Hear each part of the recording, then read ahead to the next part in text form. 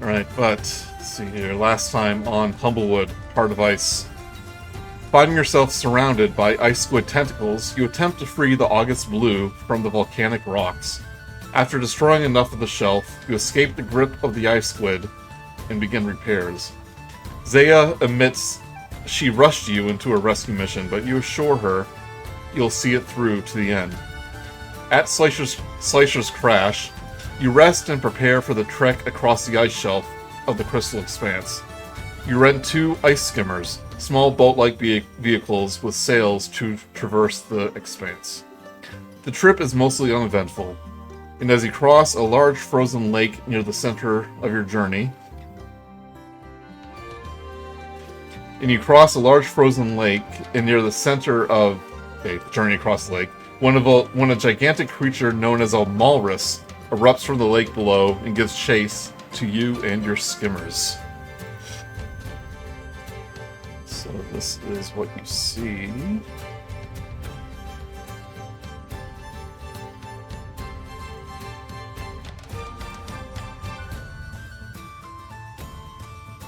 Give a little size comparison.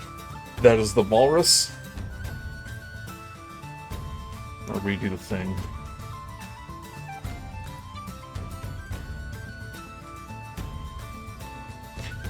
The sound of a thunderous crack echoes behind you, causing the ice beneath your skimmers to shudder. From beneath the ice, an enormous creature with terrifying tusks bursts through the frozen lake, its prominent forehead breaking up through the thick ice with ease. The enraged creature bellows and proceeds to charge on its flippers across the ice in your direction. We are going to roll some initiative.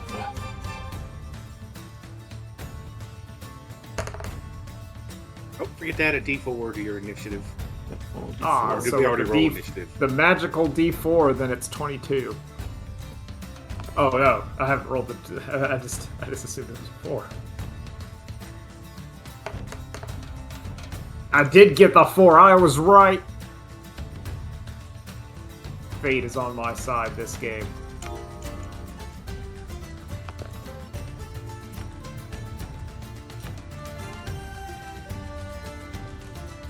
So 16 for me. It says around 3. I don't think I ended the last combat, so we'll do that here. I'm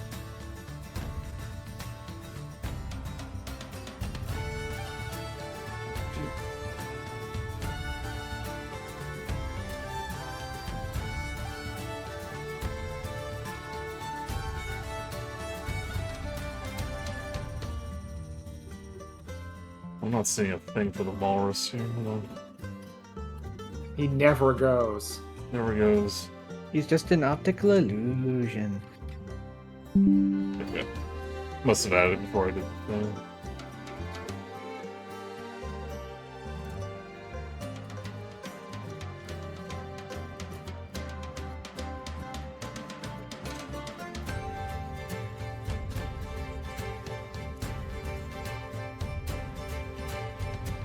Everything's crashing. Hold on, sorry. Nah, it's alright. Yeah.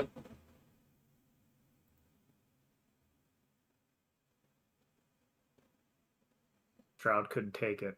The beats were too good. Anyway, now we can talk about the real stuff on the podcast. All right, everybody. So what'd y'all think about that late night with Stephen Colbert finale? Oh, I didn't watch it. I don't watch late night TV. This one, normally I don't either, but I figured the end of an era was worth catching. I mean, I can see it. I just generally like I kind of feel like late night TV has been a relic of the past. I understand that it's been political pressure to stop his show, but I also feel that political pressure was misinformed because like that doesn't matter. That show, no people, it wasn't like a household name. It's initiative. It was a pretty good. For some reason I can't change initiative order. I could have sworn I could have done it before. Can you just erase everyone from it? Oh, I'm looking at the wrong thing. Okay, everyone tell me your initiative. 22. 23. Don't forget 14 plus 2. Don't forget about the 16. Or did you add your d4s? Yeah, that's 22. Flit still needs to roll with D4. Yeah. No, I got a 1.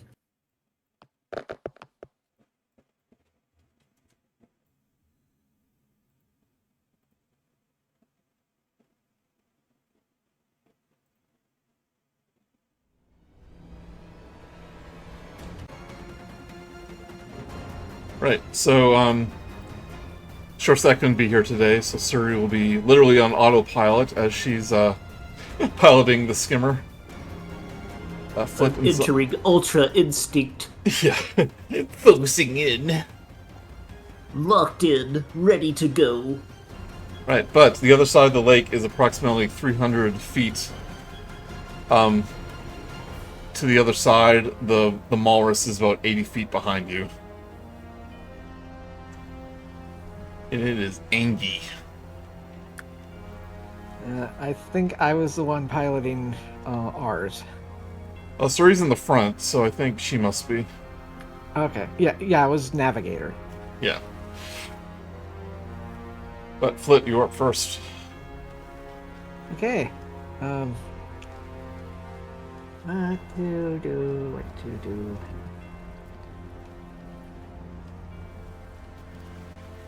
I am going... very low chance of this working, but I'm going to attempt to try to slow it down with an ensnaring strike. So I'm going to attack the thing with my bow. Okay. How much range is your bow? Yes. Oh, okay. Never ask a ranger their range. I can hit land and then some. Okay. I never know. If you had like that teleporting arrow or whatever, you just warp over there. Oh, that'd be Patriot so arrow. cool. Does a 22 or 19 hit? Sure, both of those will, but I'm just making sure.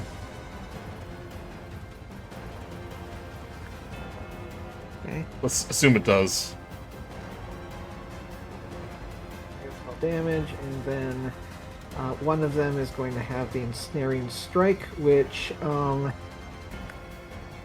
when you hit the target, vines appear from the arrow and try to restrain it. Larger creatures have advantage on the save, which is a strength DC 14. Okay. If it fails, it is restrained and its movement is 0. So it's a strength saving throw, an advantage. Yes, DC 14.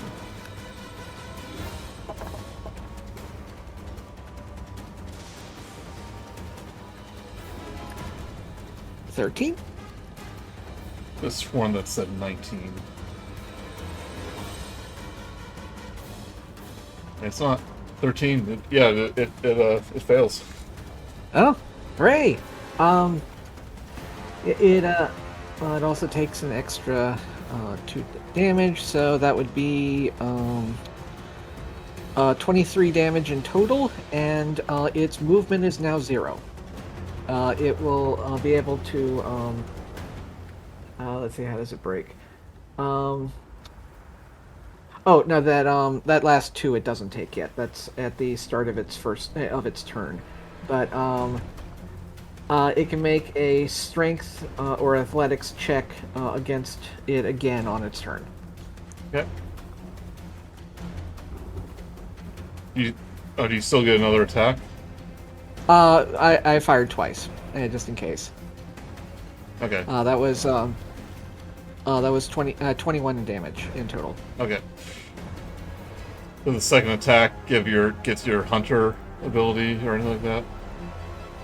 No, because I used my bonus action to do ensnaring strike. Okay. So I can't do I can't do both of them. Well, I thought hunters just got extra damage if their target was damaged already. Oh. Like you're like the Oh, giant right, hunter. from the bow.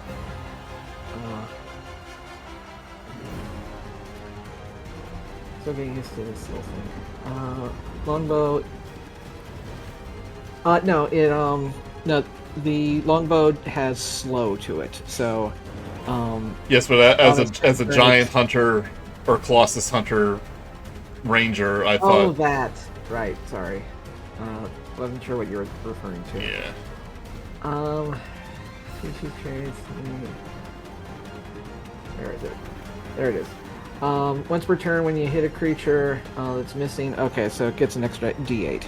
Yeah. 5. Wow, right.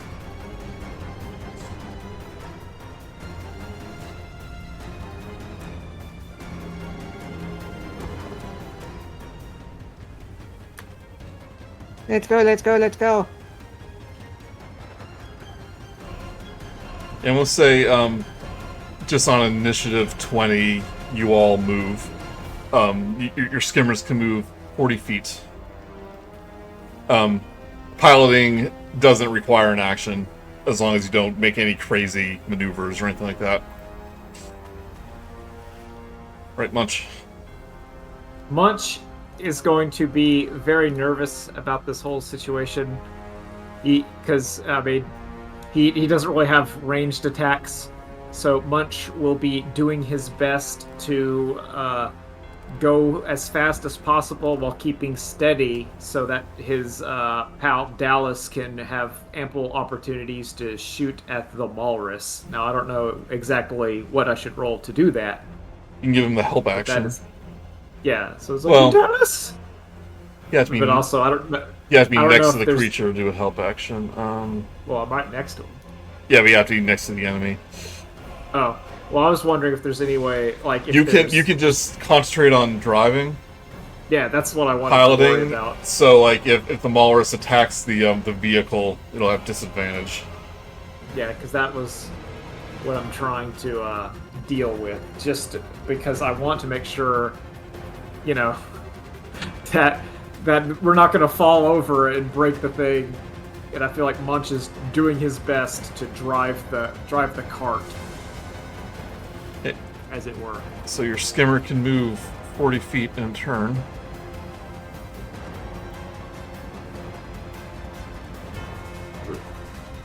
Moving away. But the walrus is up next. And it's just going to, like, and, like, crash into the ice. Like, just making wailing noises, and then dive back in. He does it for about 30 feet, and then he swims an additional 20. So it is now 20 feet away from you, but under the ice. It looks like we lost him. Not looking downward.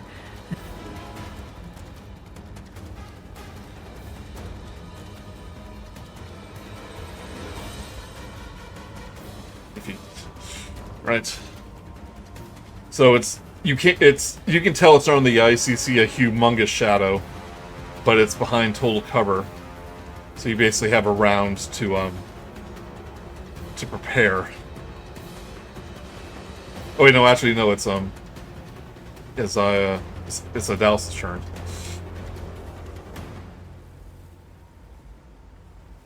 Oh, hold on a second.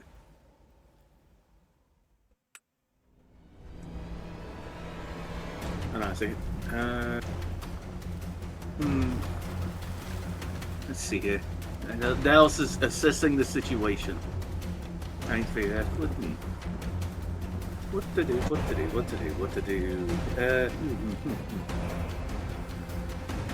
Quite difficult.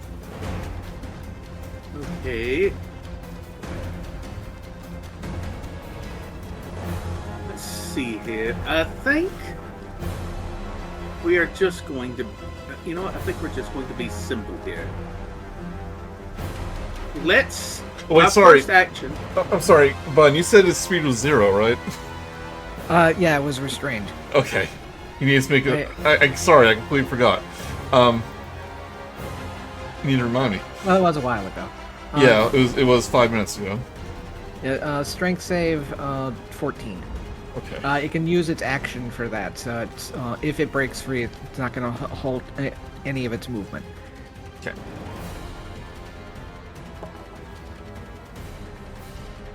Rolls a 19.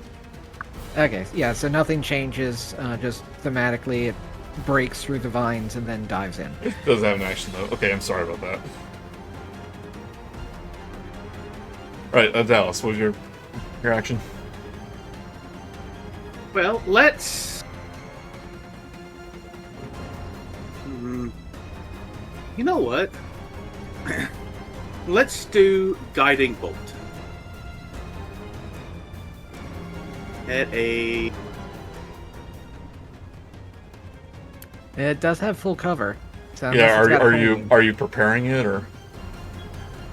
Oh, it has full cover? Do I have anything Yeah, it's that can underneath do- the ice. Ooh, Yeah, if you if you have it as a like a cold shot, if it surfaces again, you fire it. You can, Well- The downside is if it doesn't, you still use the spell slot. Oh, could I use Fairy Fire? it has, well, you can prepare it. Well, It's under Fairy the ice. Fire is It's under the ice. It has full cover. Yes, but Fairy Fire is an area. Yeah, it's an area of effect, but at the same time, it has a wall between where you would target it and where it is.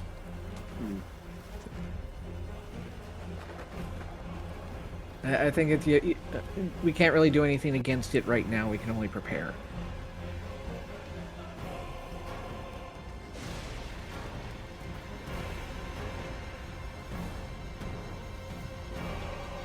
Okay, let me... Yeah, I'm just gonna prepare one of my uses of Fairy Fire, so it doesn't use up a slot, but... Because I can use Fairy Fire up to 4 times, just for a long rest, outside of my spell slots. And it doesn't use concentration, fun part. Alright. So I'm going to prepare that and wait for it to pop out of the ice. The voice. So Okay. to speak.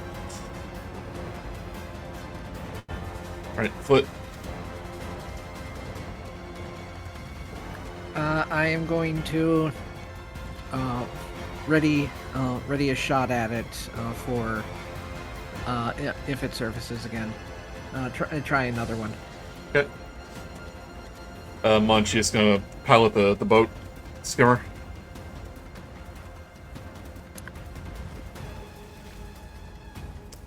Kevin. Yep. He's piloting the skimmer and he's just making sure, trying to keep it steady, because he's like, he does not want to fall at any time. And the Walrus is too far away for him to attack, really. Also, he thinks he can't attack and do it unless it's really close or desperate. It's too far away for you to try to stick your map against it. It was 20 feet Well, away. we're gonna do like a Kratos. If it's 20 feet away? It was 20 feet before. Okay. It's really fast underwater. Oh, okay. Yeah. But I was just saying that he's like, if it's really close, want to give it a good old stabbing. I've Like got the a jaws road thing rash. going. So you move 20 feet. 20 feet. It basically has 50 feet of swim speed, so it's going to catch up to you. And it's going to breach right behind you. Which means Dallas... Everyone gets hit. Everything gets hit by your fairy fire. Everyone gets hit. Well, I hope everybody enjoys me. Well, but hope everybody enjoys their new neat ink outlines. Well, That's a Dex. Everyone needs to do a Dex 15 saving throw.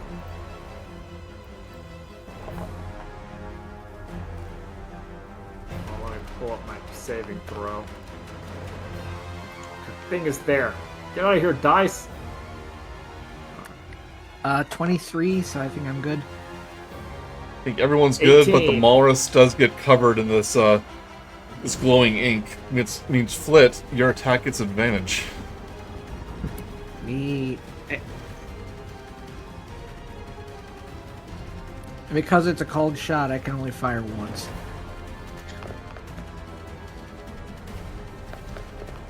Yeah. Oh, that was almost a 20. Oh, Yeah. 13. 13, that was not enough. But it is going to attack the skimmer. Glittery.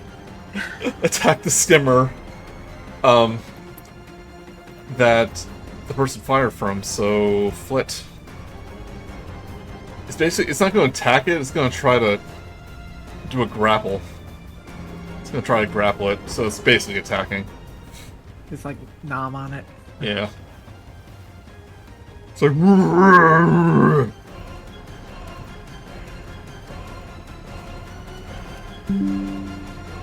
Do I have to roll anything? Yes, no.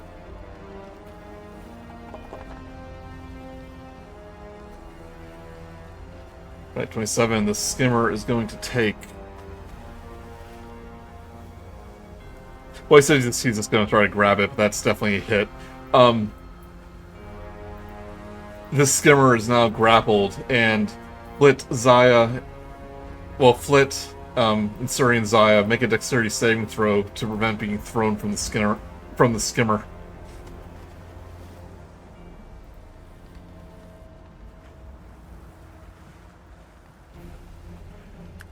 Somebody can roll just a raw 20 for her.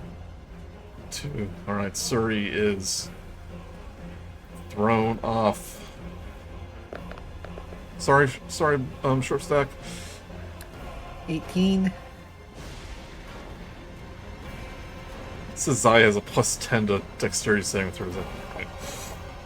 18. Alright, Zaya and Suri are thrown off. But Flit, you managed to hold on.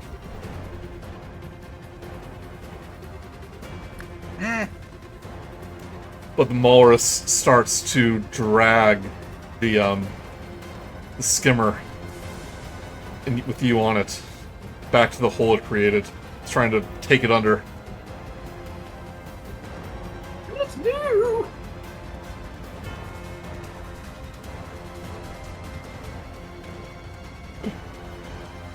Zaya just like falls down, and the other skimmer just flies past. He's like, wait! And Suri's like, oh dear. Forgot to stick a thumb out. Right, Dallas. Thematically, you're kind of you're like moving past, but you're still within like 20 feet of the Walrus, or you're still pretty within range.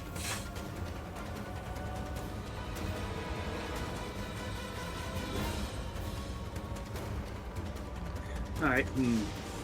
But is it... Okay. Alright. We are going to do...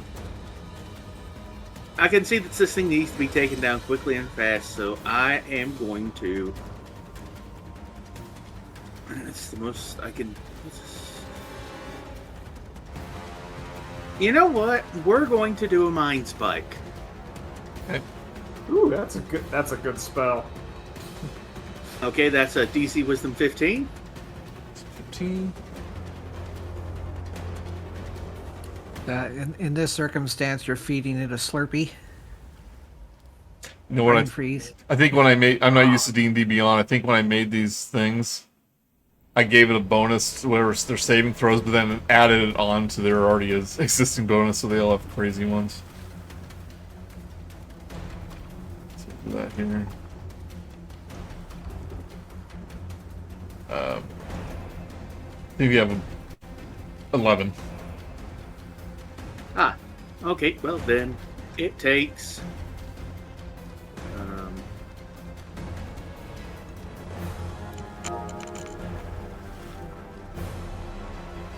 11 psychic damage. Okay. And I will... basically, this little, like, in my mind, only I can see this little, like the glyph that appears over Sim's heads. Yes. That is now above its head, and I will know where it is, no matter where it is, as long as it's on the same plane. All right. Do you get a bonus because you hit it with something affected by your fairy fire? Yes, I do. I get it gets +4 damage, I believe. Just the flat +4, I believe. All right.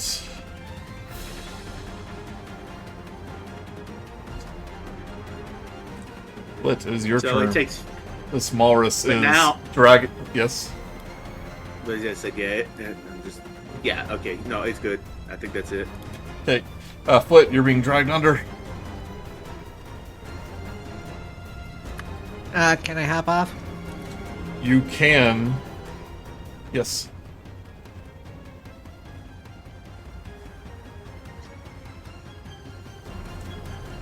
I guess you're not moving very fast anymore, so I think you should be able to. If not, I'll use hover. That's true. Yeah. As it's going under, Flit just starts flapping his wings and just hovers midair above the water, and I guess tries to jump forward to not just sink into. Okay. Still have your action. What's hovering's an action, or is it a bonus action? That is a reaction, I think. Yeah. But it's now back under the water, right? Oh no, yeah, it's not its turn yet. Oh,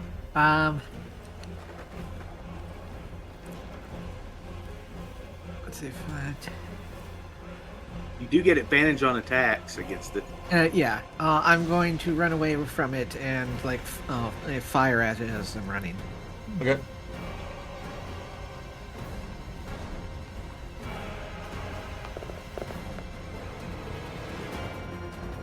The 24 will hit. Yep. And second attack will be it rolled on an 18, so a yes. Yeah, both those hit.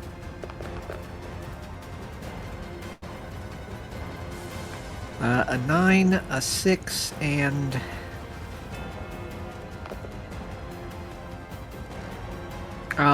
plus a 2 for Colossus Slayer. Right, these arrows just get stuck in this like blubberous mass, and you hear a cry of pain, and it lets go of the skimmer, and you see it kind of stop his pursuit, and it slows down, and just kind You of should probably start running. and it kind of hobbles back to the hole, and you see him go underneath the ice. It is retreating. Oh, wait. Is the skimmer still on the surface, or did it get submerged? It just barely got to the hole. It's slightly damaged, but it's still usable. I can fix that in a few. But you see Zaya and Suri kind of get to their feet and start running towards the skimmer, like slipping on the ice. And he goes like, "Hurry, Flit! You have to catch up with Dallas and Munch."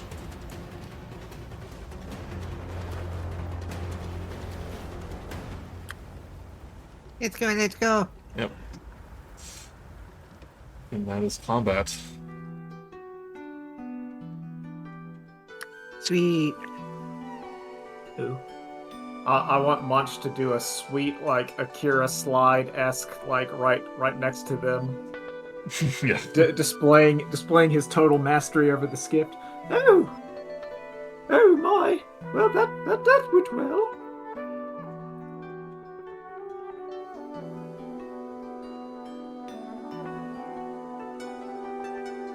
But yeah, you have no problem getting to the other side of the lake after that.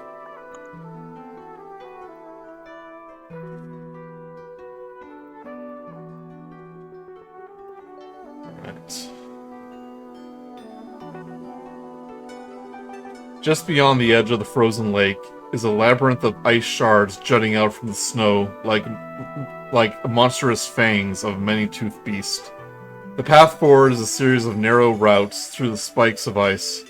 In the distance, a dark shape looms like a mountain. Its irregular lines and dim blue lights hint at a massive structure partially frozen in a glacier. At this point,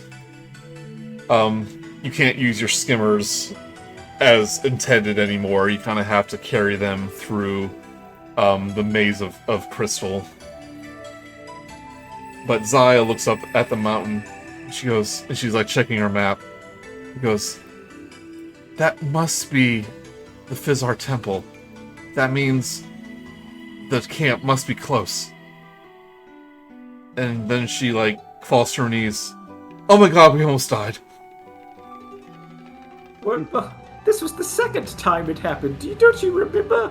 Under the sea, Zaya? I've never almost died before. And now it's happened twice in one day. In 2 days. This is the frontier. There's bound to be an inordinate amount of danger. It was pretty exciting. Yeah, I guess. I guess we have to carry these through the crystals. Mm-hmm. Or could we find some place to tether them on the side of the lake? I have the feeling no one's going to really mess with them. She kind of thinks a minute. The wind's pretty strong there.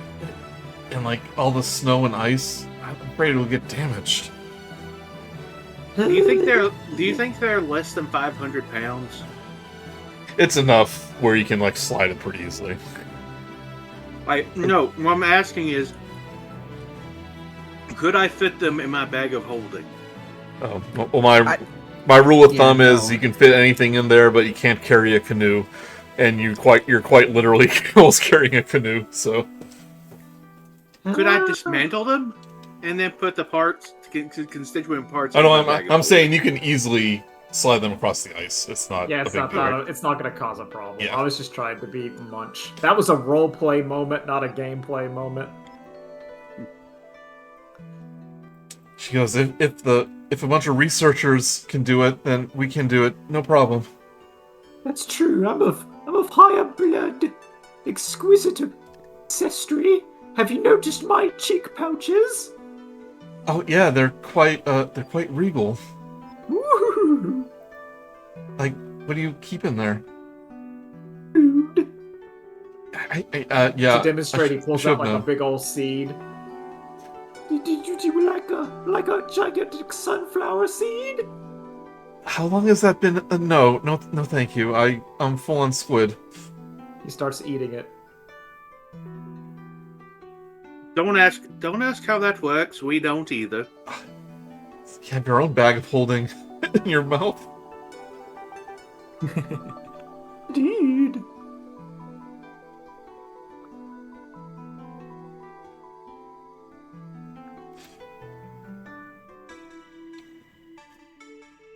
I mean, he probably could store the bag of holding in his mouth.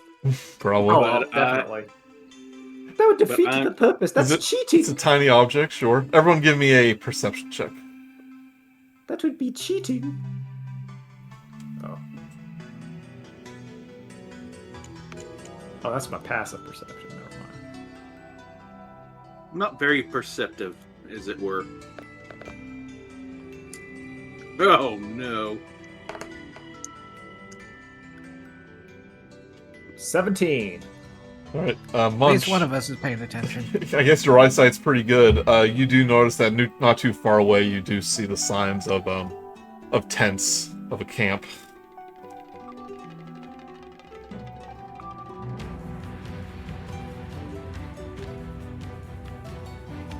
Man, everything about this session is so intense. Yeah.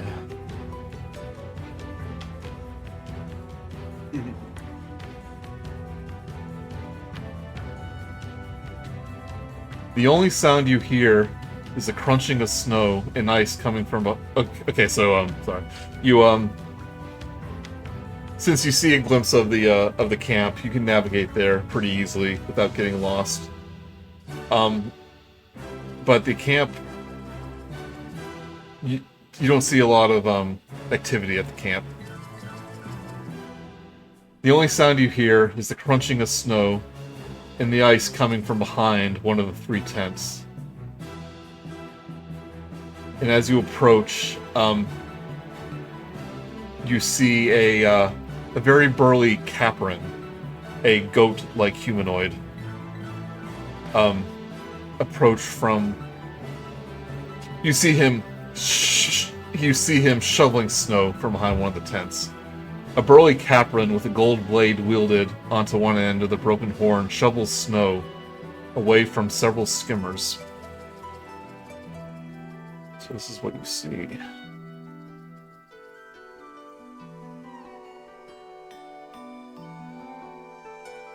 And you see this individual. He looks nice. Oh, he's rather strapping. Yes. Got some music here.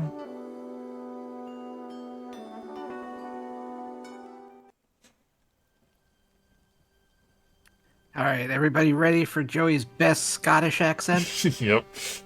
Yeah, I'm ready. He doesn't seem to notice you approached at first.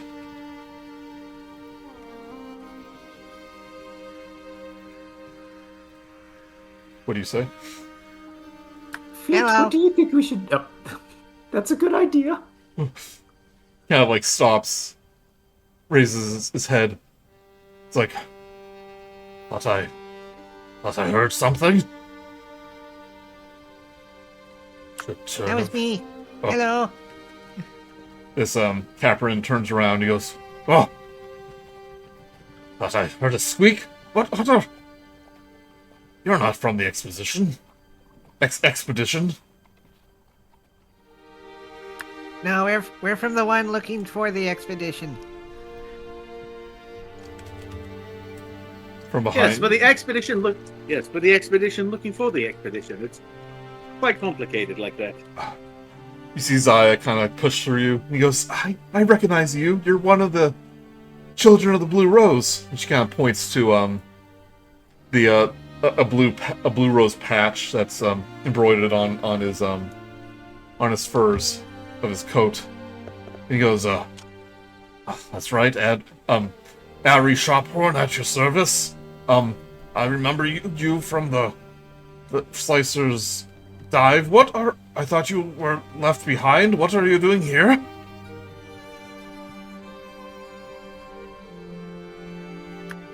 Looking for you For and the others, I guess. me. Yazaya says, yeah, I stopped hearing from Professor Ostry. He holds up the journal. And so I thought something bad happened, and she kind of looks around and he goes, where is he? I need to see if he's safe. And he said, Ari goes, they left for the temple, several days ago. And he kind of points to the distance and goes, they wanted to beat a storm.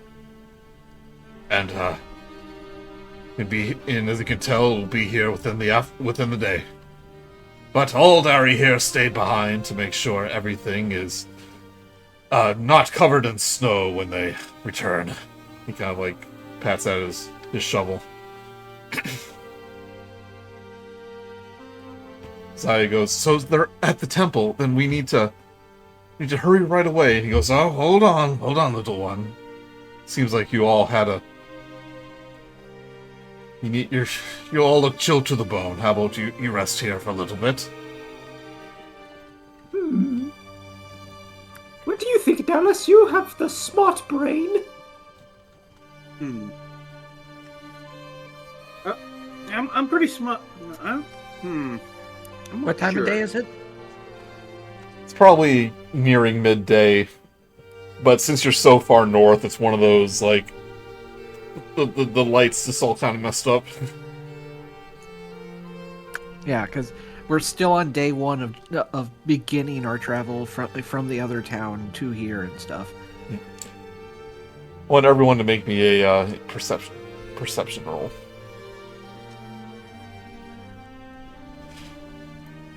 All right, perception check. Gotta go to the thing. There we go. Nope. I rolled a 6. It's Me cold. It's cold outside. But Ari points to one of the larger tents. He goes, the researchers were had all their notes and doohickeys in the research tent there if you wish to rest. Or check over your the professor's notes. Oh yeah. Bookworm had a bunch of them. Oh, that would be something for Suri to do. And Zion. He kind of gestures to some of the smaller tents. He goes, that's where we made camp. We want, but not much in there. It's mostly in the research tent. And he goes, but I need to get back to my shoveling. Carry on, good man. Yeah, I do have a request. if old Flash Firewing came back and the skimmers weren't in the right state, then he'd have old words for Ari. What about victuals and food? He says, "Can make you up some soup, if you wish. Won't be much. It's mostly just water and rations, you know." I think anything would satiate him, honestly. You glance over at Munch and he's eating a pile of snow. Yeah. Oh, it's delightful. It's so cold. Lemon flavored. I haven't had this flavor since the rendezvous. You know what? I don't think I want to know. Flit has already gone for the tent. Whatever happens in the rendezvous stays in the rendezvous. Now, Dallas heads to the research tent as well because he's like, he wants none of that. The description of what's inside is so vague that it piqued Flit's interest. Yeah. The walls of the research tent are lined with various crates and barrels filled with supplies, and a large makeshift table sits in the center of it all. The table is piled high with maps and books. In a darkened corner, a large, lumbering creature is digging through an open barrel. And what you see is a walrus. But this one is much smaller. It's still quite large, like the size of a small bear. And it seems to be like digging through a barrel looking for food.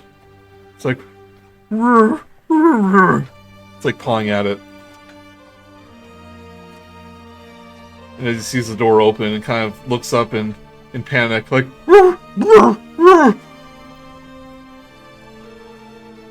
Calm down, little one. Calm down, little one. We aren't trying to hurt you. I try to, I like assume the non-threatening pose. You see Ari come up from behind. He goes, "Oh, one of the little beasties got in." He takes his warhammer. "I'll make quick work of him." Whoa! What? Wait, don't want him ruining the place. Just scare him. Don't worry. No, Just a little club on the rear. No, don't hurt him.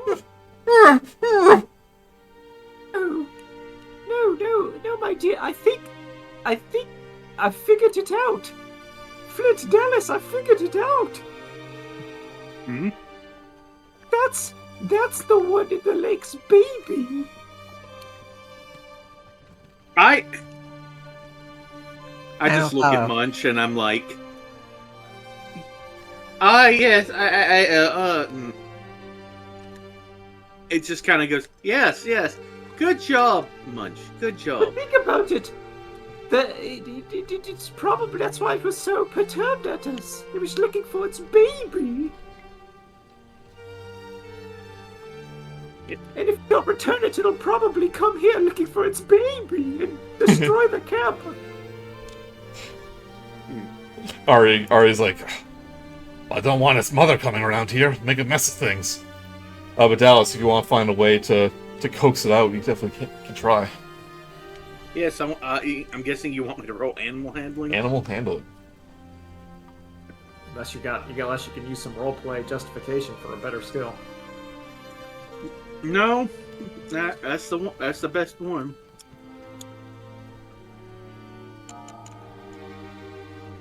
Well, 21 do. How do you lure it out? I try to look as assume like a non-threatening pose. It's like just kind of. I try to get down to its level, and I'm like, "Come in, little one, come in." I just sort of coax it towards me. It definitely looks scared. Munch, pass me a little bit of food. Munch reaches inside of his cheek and gets some of like the kind of it's oddly smelly ice squid that he was fermenting inside of there. It should be rather rank and delicious to walruses. Yeah. Oh yes, don't you know how us Jerbeen aristocracy deal with our delicacies? As it sees the like the mushed up squid, its little eyes kind of light up. He's like, "Woof, woof, woof." Oh, come on, little one. Yeah, I just sort of like I have this rather disgusting bit of meat in my hand, and I'm not happy about it, but I start offering it to the pup. Yeah, it starts like waddling on its two front flippers, like right to your hand. You can its mouth like open wide. It's probably gonna bite your hand off if it chomps down. So you move it away and you kind of guide it outside of the. Yeah, I start like just come on, come follow me. And as it gets outside to the open air, it lets out this little howl, and from the distance you hear the mother walrus like.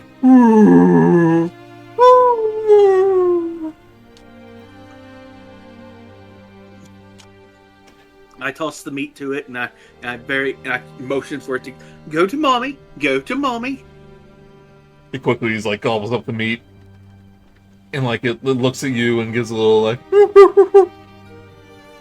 You're very welcome. Now go to your mother. Lets out another howl, and like begins to waddle away towards the frozen lake.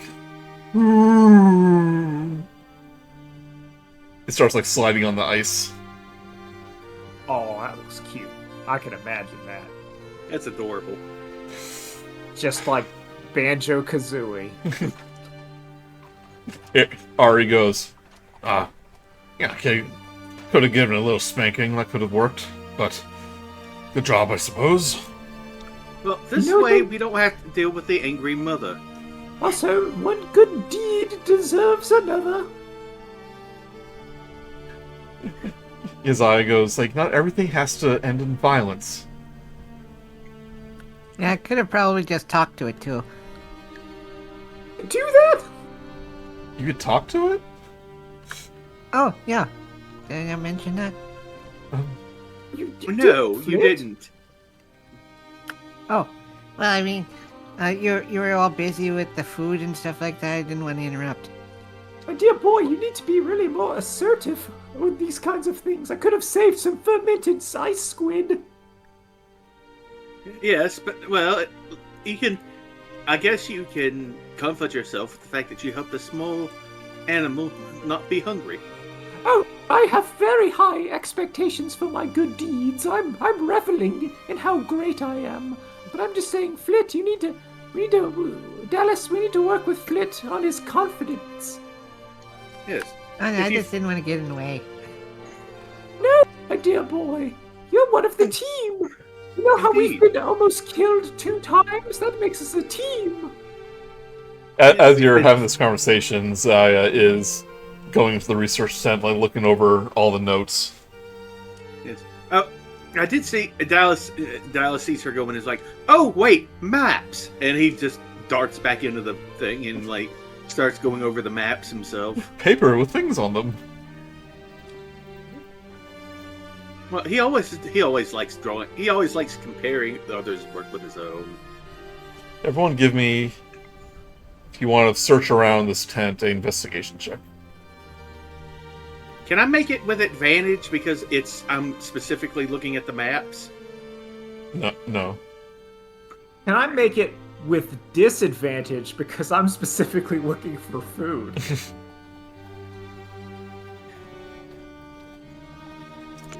The map isn't going to show you locations in the tent. I'm just rolling. You know what? I'm going to use something I haven't had Got a a chance to 13. use yet. I'm going to use something I haven't used. I'm going to use one of my luck points. Yep. Which means I get to roll that at advantage, I believe. Flit, give me a Sure. investigation check. Oh, sorry. I get a 14.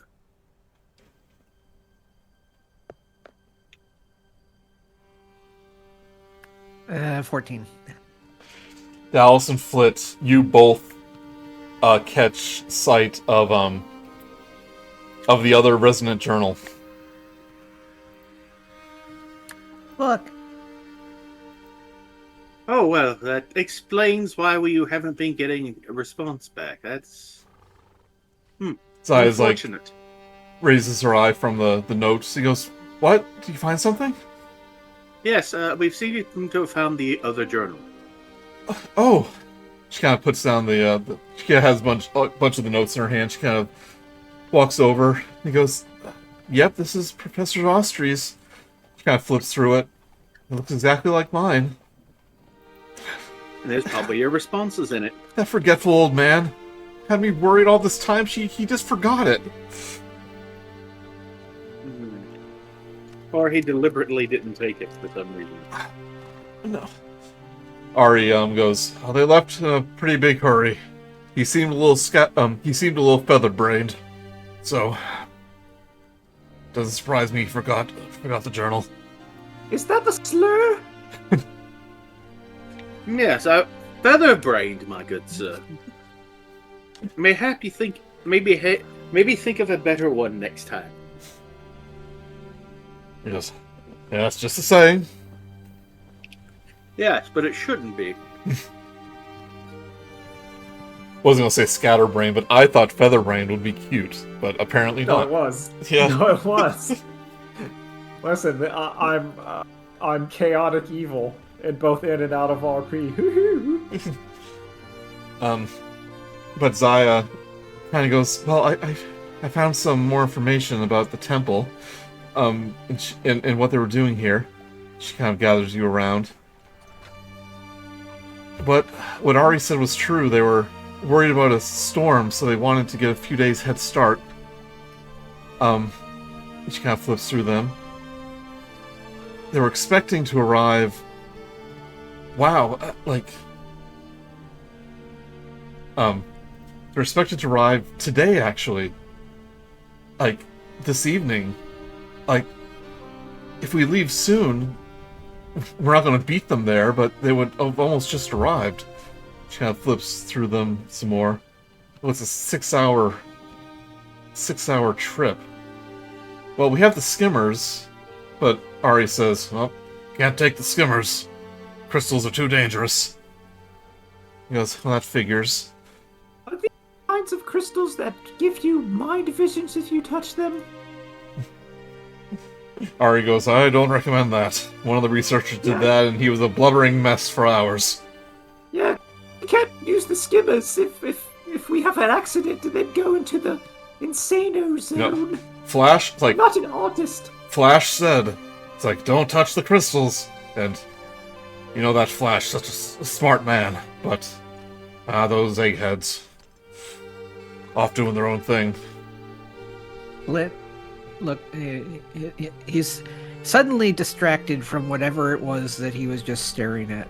Hey, what? What was that? It's like, oh, our leader, Flash Firewing. The bravest. Flash? The Flash. Flash is here? He's the bravest Sylph I know. Are you familiar with him? He is the leader of the leader of the Children of the Blue Rose, the world famous. That's where I heard the name from. I thought it sounded familiar, but it's been a while since I heard about it. But yeah, we grew up together. You grew up in the Tangle Wilds? Yeah. And you knew Flash Firewing when he was a wee lad? Yeah, I wanted to go with him into a temple, but he said I was too tiny and young. Zaya goes, wait, the temple they got chased out of? That was them? Yeah. I'll mention that. You were friends with the world famous adventurer and you didn't tell us? Yeah, You really need to yeah, talk and his more. brother. Yeah, communication is key, don't you know? Yeah, you need to tell us these things. Oh. Is there anything else I should tell you? I don't know. What is there? Do you have any powers that you haven't told us about? Other than talking to creatures? Well, Zaya goes, well, I guess it's not like a deep dark secret or anything, but I'm sorry I called them kind of bad eggs before, I guess. Oh, that was about them? Oh, I wasn't really paying attention, actually. Ari goes, like, Yes. it's like, what do you mean by bad eggs? It's like, oh, just rumors, I heard that, you're, like, really brave, I guess, and she's trying to change the subject. But, nothing, never mind. He goes, well, Is Flair here, too?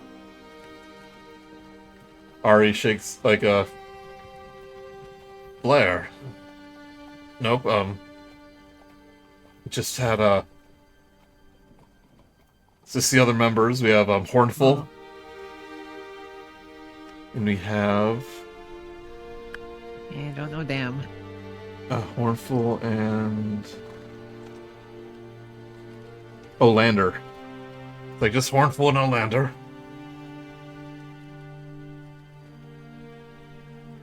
And me, of course, Ari. Oh, hello. Hello. Okay, well, I guess that makes sense. I kind of had a bit of a fight last time I saw him, but oh well, it'd be nice to see him again. He doesn't really know what to do in this situation. He goes, well, I guess that you will, yep. We're gonna go find him right now, right? Yeah, okay, group. It might be a bit. What time of day is it? Do we know? It's We failed that check. It's nearing midday, but Ari, according to the notes, it's going to take about 6 hours to reach there. So if you aren't reached there before nightfall, and especially before that storm comes, you're going to have to leave soon. Yes. I think we should wait a day, personally. I think we should go now. Ari goes, like, you don't want to be caught in this storm, you're not going anywhere if that hits. Yeah, that's why I think we should wait and then do it after the storm. There's no telling how long the storm will last. Could be hours, it could be days. Zaya goes, we can't wait that long. I mean, at least I know they're not, they could be hurt, I don't know. That's not good. With it? I say we go now. We came this far, I'm not waiting. Well, did I think we should go too. I'm Suri. I'm also here. Anyway, As the two glasses leader, I think we should go. Besides, you had a long rest not too long ago, and you have to wait another 24 hours to take another one, so... damn. Yep. So we might as well go. But Zaya... Yeah, let's go. Zaya continues to look through the notes. He goes, yeah, they're planning to spend at least 2 nights at the temple. By the time we reached there, they would have been there for a few hours already. Do we need to fill up on supplies before we go, or are we good to go? The timing doesn't really make sense. I said they were gone for 2 days, but it only takes 6 hours, so... But by the time they reached there, they would have been there for like half a day or so. But she goes, oh, they were actually able to decipher some ancient Illyrian text. I have the name of the temple right here. She goes, it's the Temple of Rime and Reason. Wow. Can I roll a history check on that name? Sure.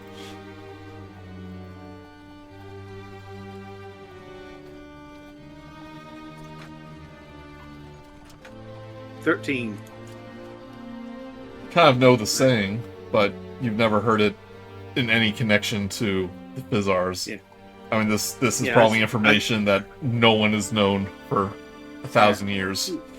Yeah, so I just do like a quick riff through my notes and maps. I'm like, oh no, don't see anything on my map. And then since I know that it's not there, I put it there, and so it's now on my map.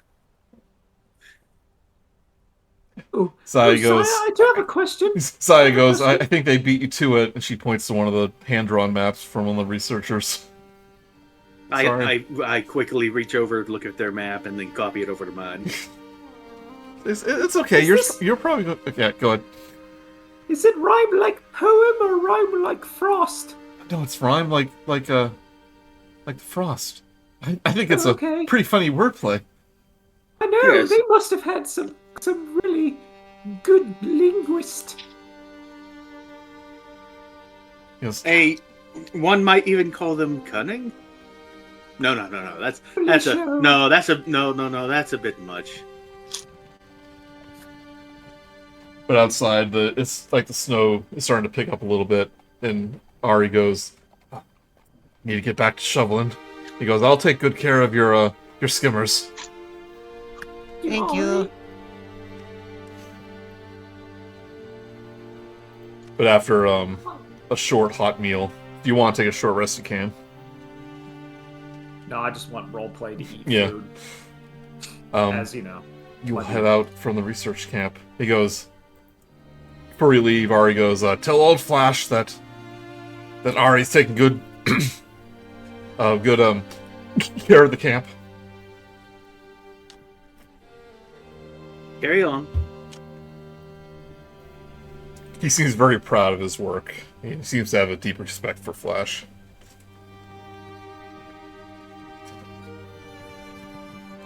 But Zaya says to you, Flit, as you leave, what can you tell me about Flash? I mean, I didn't want to upset Ari, but the Children of the Blue Rose kind of have a reputation of being more like grave robbers sometimes than adventurers, you know? Oh, he wouldn't do anything like that. He just likes adventure and like finding out really cool stuff. You know, just kind of out for glory instead of, you know, the knowledge of it all. But they must have come recommended because they were hired by someone in the Regency. And you know that's like the ruling class of the Tangle Wilds. Yeah. I don't really know anybody else in there apart from this really cool cat lady that he ended up Flash was always talking about. He ended up getting she ended up using a whip or something like that, and he ended up getting one or two of them when I was a kid, and just practiced and stuff to be as cool as her. You know, there were the champions of the Blue Rose, like a long time ago, like over 40 or 50 years. I guess maybe they named themselves after them. Maybe that Illyrian was a member of that. I think so. It's been a while, so I don't really remember too much. What was it? Rolling for a sec. Do I remember? Good enough. Like, not Nadia. That was it. Nadia Jar. Yeah. And that was the lady. He really liked. Oh, yeah, that's right. She was the leader of the champions of the Blue Rose. She must be retired now. I don't know, but last I saw him, he ended up going off to try to find her, join up, and stuff like that. I haven't really talked to him in a while, though. Oh. Well, this would be like a reunion. Yeah.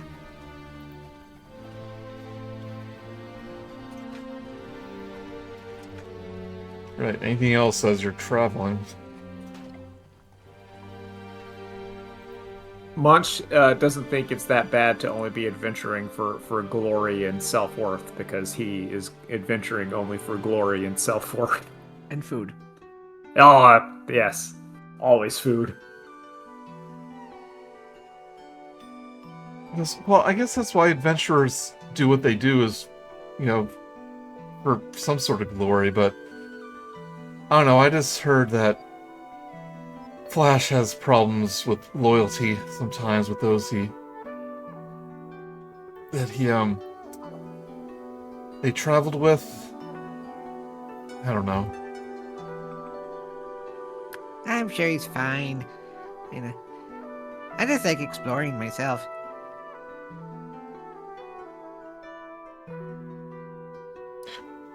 Now you can take back some of that stuff she said. It's just like they're a little reckless. Rumors can be rumors. Yeah, They don't have to be accurate. it's just they're kind of reckless. Yeah. They accidentally put people in danger, things like that.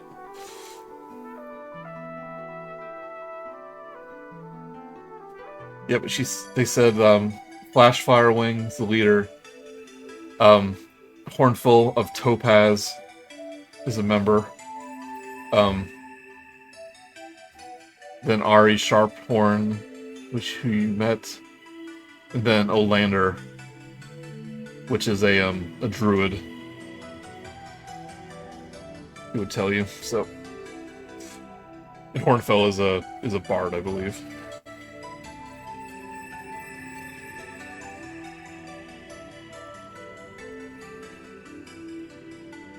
But anything else as you travel to the temple? Not off the top of my head. No. I'm pretty good. He'll probably be telling her like old stories and stuff like that from his childhood with him, but like they're all like he's constantly getting distracted in his own story, and he doesn't remember barely any of the details. That you can get practically nothing from it. She's like listening in anticipation, and then you just kind of trail off. He goes, Oh, that crystal's pretty. and then what happened? Huh? Oh, I wasn't there for that. Oh. So you didn't go into the temple. That's... Nah, I'm a few years younger than them, so they say I was too young.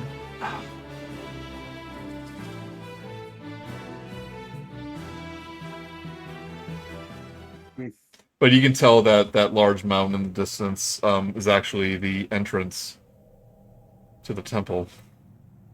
Because as you get closer, you do see an entranceway. That, or we're going to see Queen Isabella. Isabella. Can you hear music in the background? I hear like atmospheric noise. No, it's very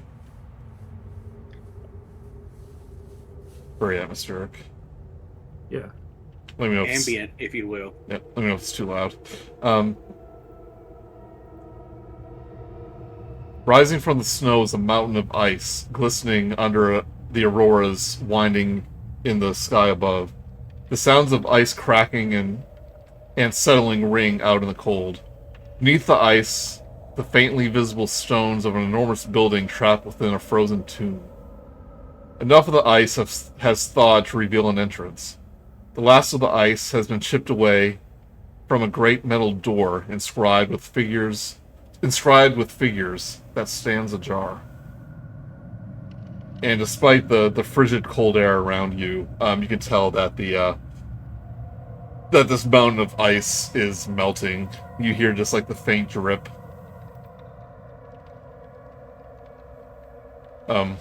Like melting around the door.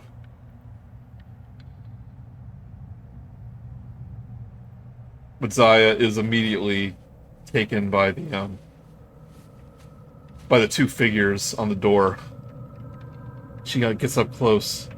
He goes, "Oh, these are two Elorian gods." What are they the gods of? So they do have a special name in Humblewood, which I don't have in front of me. Like Arnamontines or something like that. Here they are. Gods are called Amaranthines. But he goes, "Oh, these are old ones. But of course I've studied them extensively. This is Gemps the Brilliant, a patron of innovation." And you see a panther with a flaming tongue. And Arusha the Hidden, the patron of mysteries. And it's the form of a snow leopard holding the moon in her paws. And it's almost like kind of like a yin and yang, like light and dark, moon and sun. Zaya, you look like the mystery one. I guess a little bit. Flit, you would probably be familiar with these because they're pretty common patrons in the Tangle Wilds. Yeah. But, Yeah, they do like old ones. I don't think they've been new for a while now. Yeah. But the door is open a little bit. He goes, "It looks like they managed to get the door open. They must be inside." Let's go and see them. And immediately goes for the door. Well, Flit really wants to see his friend.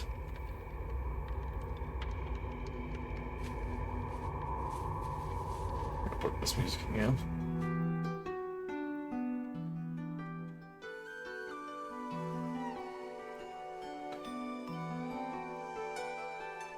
I do have a question. Are these statues in ice made out of the insane ice crystals or regular ice? No, they were engraved in the door. Okay. I just want to make sure that, like, Munch doesn't have to be very careful about not touching any of the walls in here or getting brain blasted. Beyond the door of the temple, you find a antechamber. Some snow is blown inside, but the floors and walls are dark stone. An elderly Sita, which is like a toucan, with a hefty beak, huddles in a corner, clutching his bag to his chest with one wing. His other wing is tied up in a makeshift sling. Standing at the archway and scrutinizing the next chamber is a dashingly dressed Sylph and an Arma Hedge carrying a large drum on his armored back. The Sylph turns to greet you, and a look of relief on his thin-beaked face. This is who you see.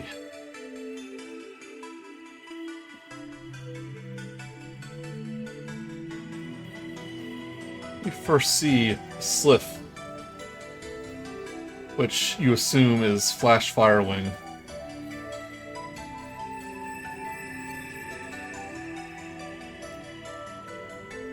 See this dashing gentleman?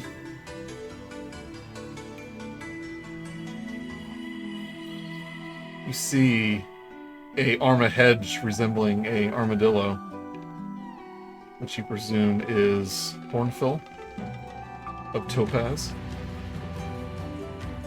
A very big boy. Donkey boy. Cranky boy. And you see the small Sita, Professor Austri.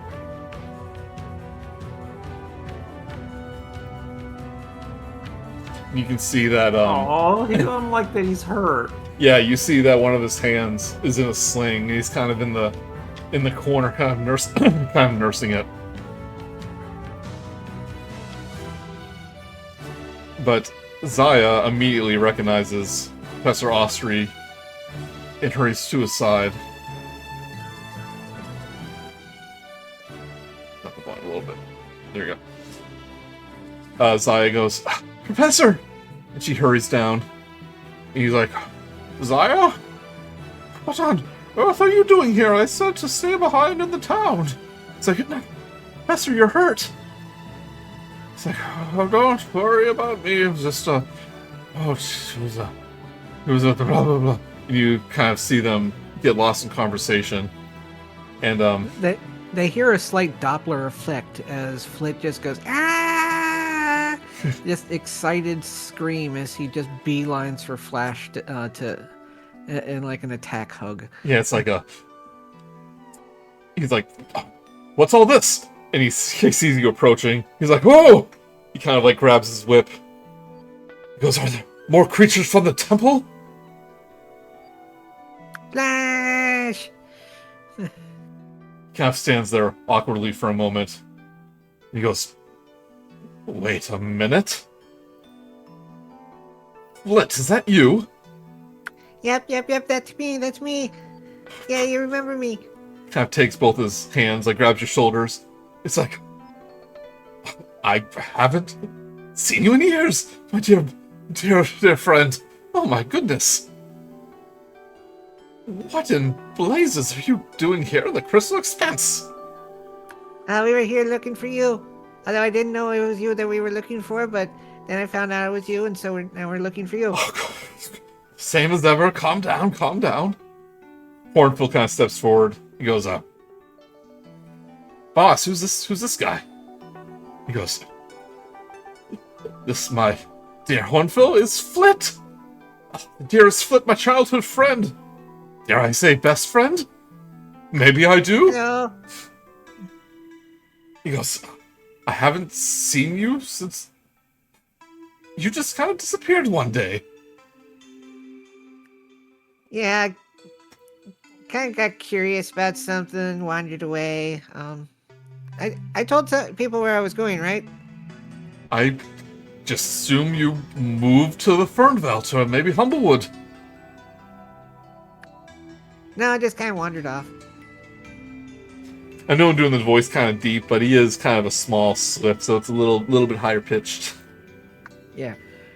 In post, you can add a healing effect or something. It's like, and who are your friends here? Fellow adventurers, I presume? Yep. That's Munch, and that's Dallas, and that's Suri. That's Zaya. And she's the one who asked us to find you.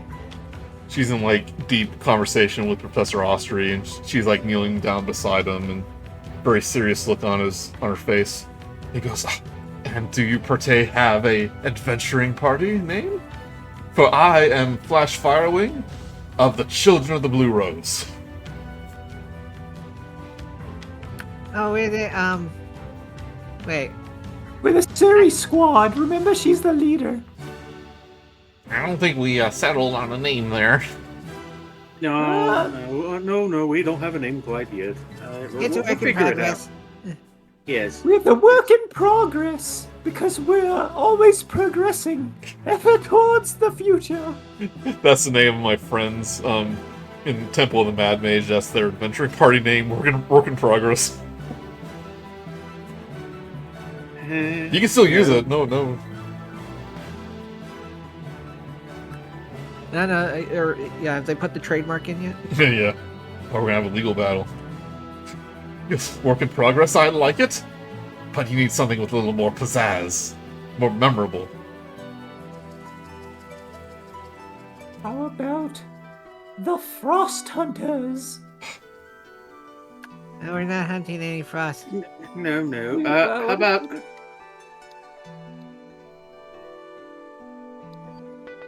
We could be, but we are going off the edge of the map.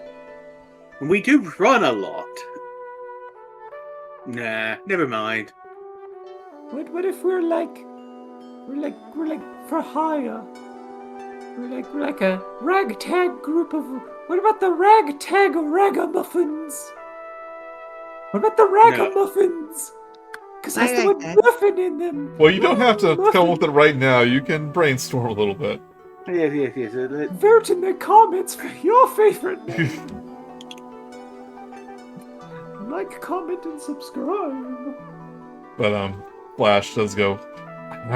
I must admit, I am glad that you're here. We had a bit of a mishap in the temple, and we're just spending some time recovering. I was about to go back and try to rescue the rest of my companions, but the more the merrier. Did you get attacked by more of those statue things? He goes.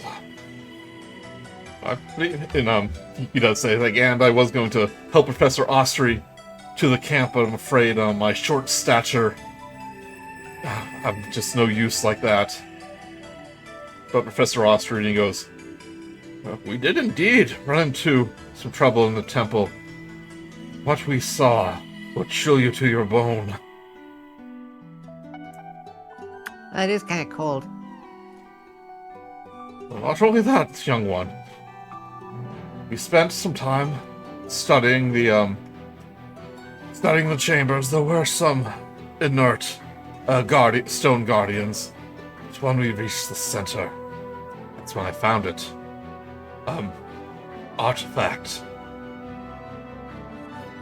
A gigantic chamber, but in its center, there was a figure, frozen in ice.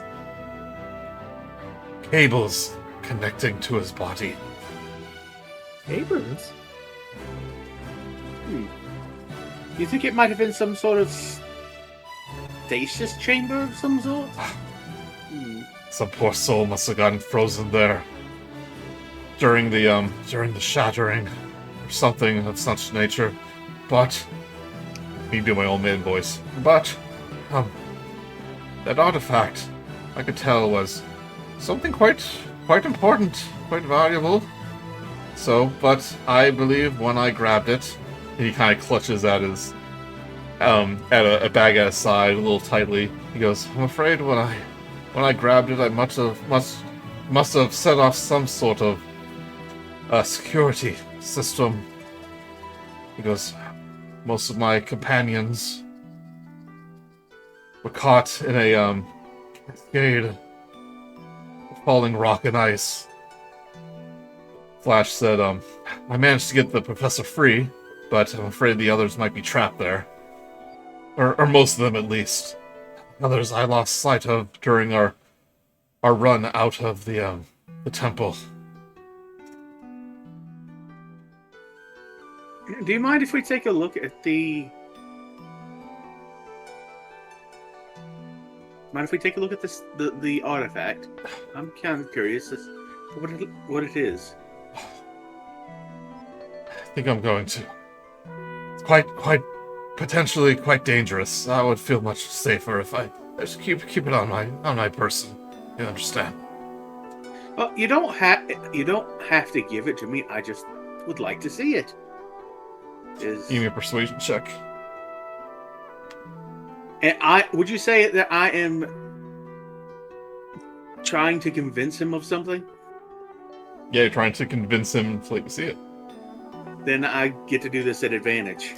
Why is that?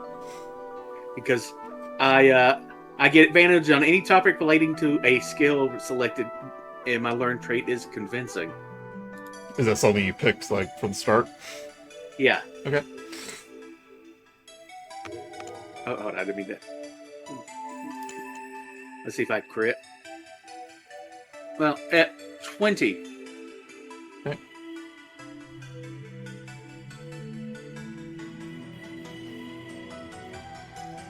He goes, I guess a peek wouldn't hurt.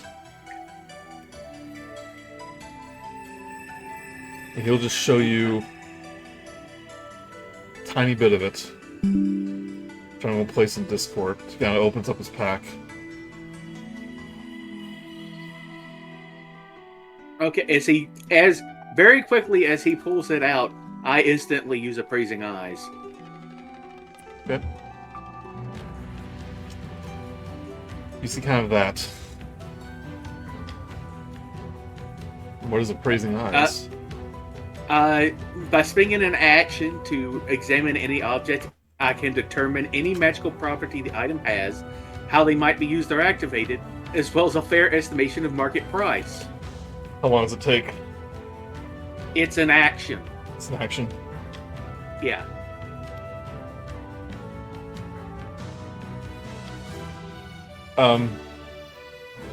You immediately can tell it's kind of a precious stone. Perhaps like obsidian, something like that.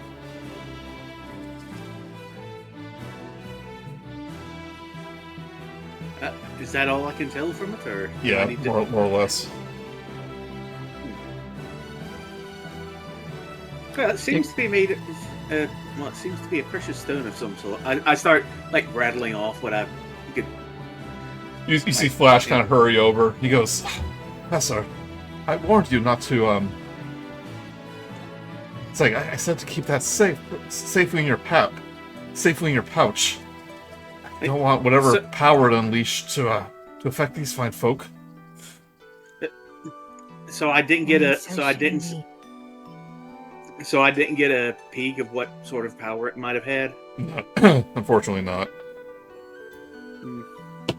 Shame. Well, I can tell it is. I could probably tell it is extremely precious. Like, I believe. I mean, the material value of it's probably. I would say maybe. Well, probably well of my reach. I'll say that much. And it's glowy. Yes, I mean, I can tell you what it's made of. I can't quite peg what it's doing. That's odd. Well, I'm usually pretty good at. I have my theories. I believe it might be some kind of elemental battery, but Yes. never you mind. Never you mind. Oh well. Yeah, Suri is probably unfortunate. going to offer to like help with Austri's wounds. Yeah, if you want to tend to that. He goes, yes, I slipped and fell on my escape on the ice. Quite embarrassing. It's like Zaya goes, you're so clumsy, Professor. What I tell you, you need to look before you leap. It's an old Lernian saying. Oh well. I mean, it'd be interesting to take it. Maybe some other time I can take a better look at it but not today. Not today. But Professor Austri goes, but I'm afraid the rest of the researchers and my friends. Sorry, I need to get this voice down. The rest of my friends, all the researchers, are trapped within the temple. Goes, I don't want to ask more of you, but I must see if they're all right. No, Professor. Why don't you stay here and rest, and we go find them? You can see like the best thing. Flash and Hornfell were kind of in a conversation, and he goes, that is an excellent idea, Professor. Saying me and the name, the Ragamuffins Ruffians. We're still workshopping it. Don't worry. He goes, we can venture back into the temple and rescue anyone we find. We are, after all, heroes. Isn't that right, Flit? He gives you like a little punch on the shoulder. Yeah.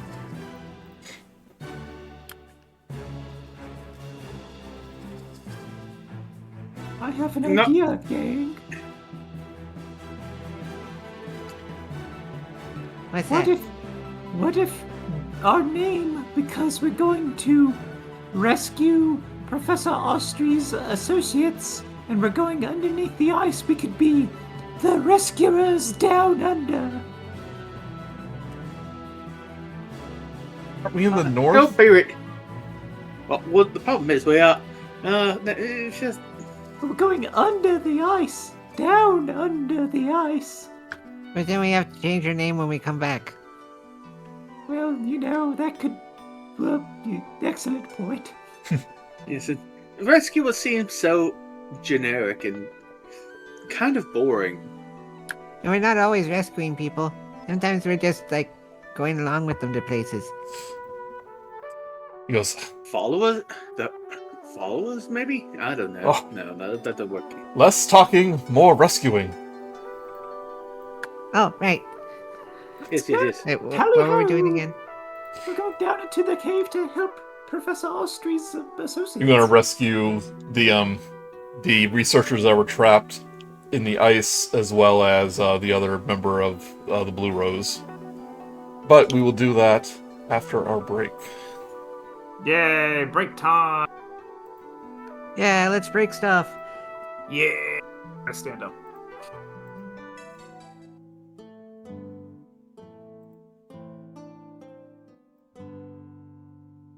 Right, be right back.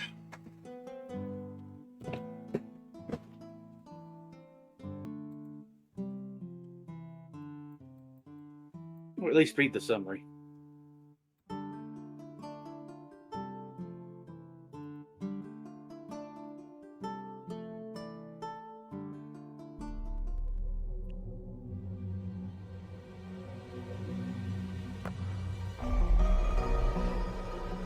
Ooh, spooky music.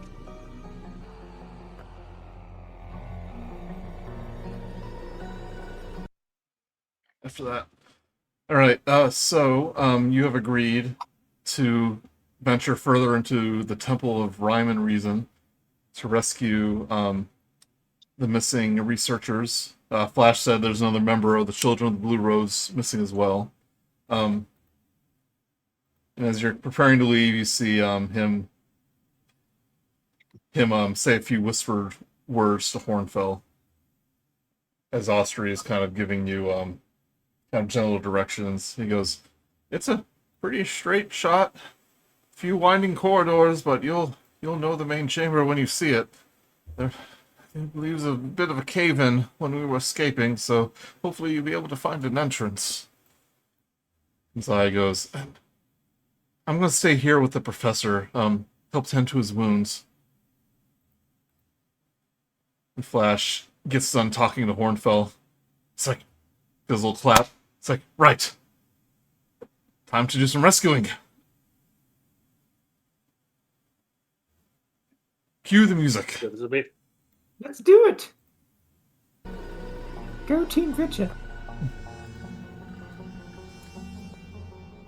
Alright, you don't see it on the map, you were at the top of the screen. Oh, there it is. Yep. I was blind. You can continue forward. Good, because I don't want to be... oh, wait, that's A1. Okay, never mind. Oh yeah, this might have. Ooh, my favorite sauce.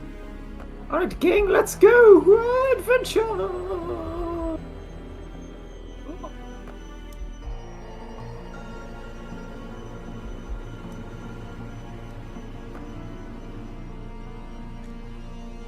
I bet you're happy about this kind of fog of war. Yeah, it's much nicer. Don't worry, don't have to worry about accidentally revealing something you didn't want revealed. Two black beaks poke out of thin piles of mucky sludge. One croaks out, "Help!" while the other seems to struggle to breathe. A few drops of icy sludge splash down from a chute from the ceiling. Oh, Yeah, let's help them! Munch, you. Oh, And you digging things. So you it's see strength. you see two crow-like servant, or servant, not servant, Corvums. Kind of trapped on this sludgy goo. Quick, everyone else in the previous room, come in here!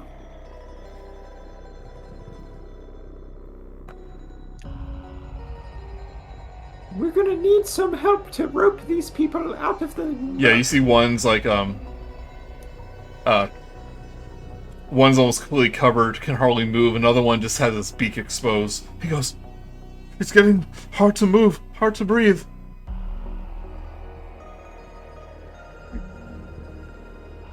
I've got some rope.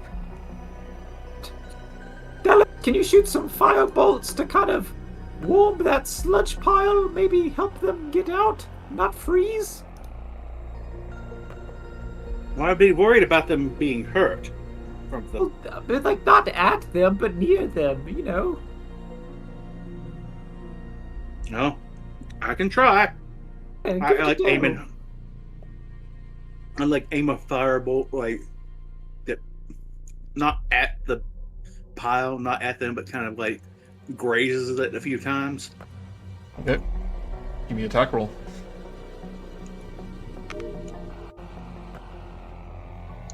Alright. 19. Managed to hit the sludge. Give me damage.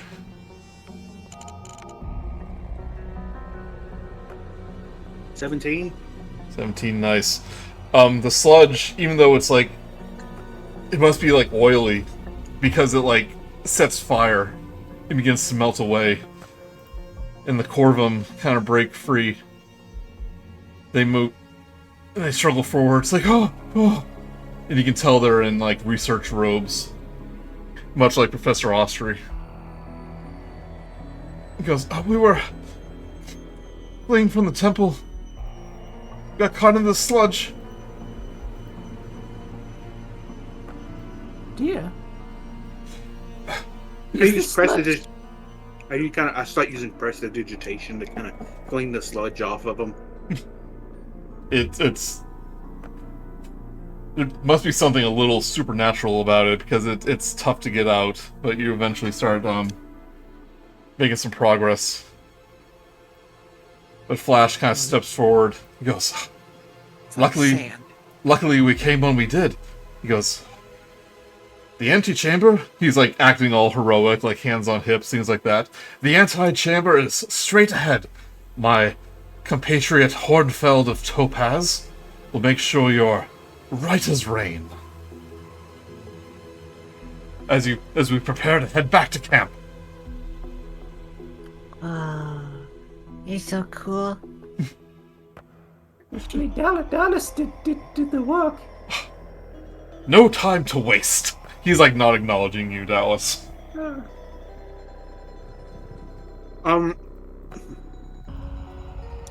I know this isn't going to work too well, but I would really like to roll an insight check on this guy. Like, Sure. Dallas isn't the most insightful of people, but even he's starting to get a weird vibe.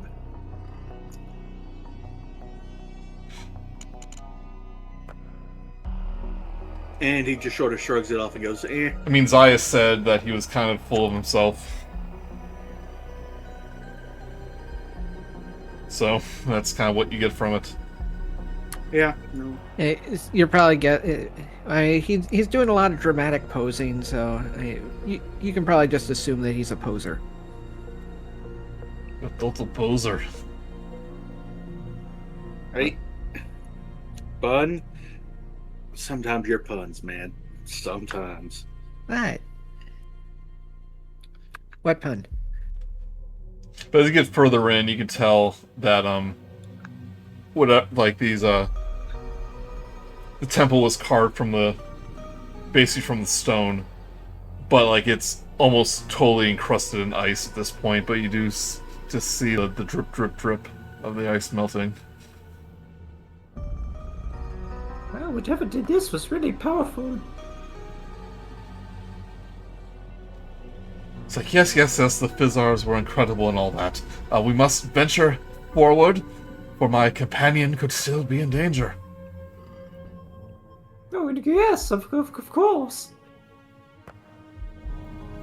Let's see what's in here.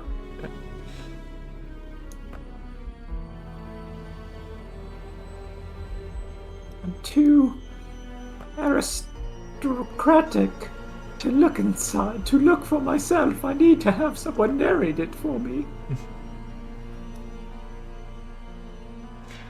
A hollow growl echoes through this chamber, emanating from a large mechanical cat made of stone. Long, sharp fangs extend from its mouth, and a blue light glows from its chest. It has someone cornered in a small room, and what you see is another researcher resembles a hedge, a porcupine, kind of curled up in a ball, and you see a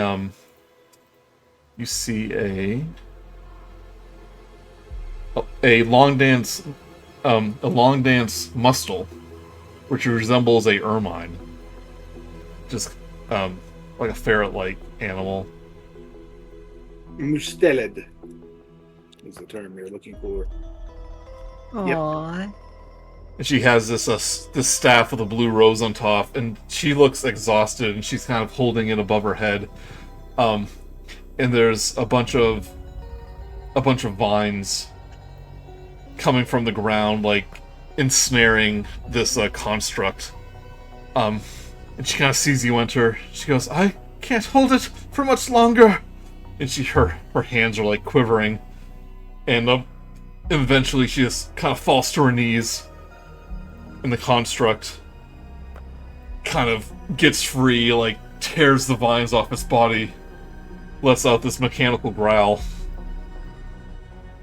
Flash. It can be exhausting to do the "you shall not pass" pose for so long. Yeah, she seems to be doing that for a while now. And maybe it was even a distraction when he walked in. Flash Firewing kind of steps up and he goes, "Allalander, fear not, Flash Firewing is here, and we are rolling initiative."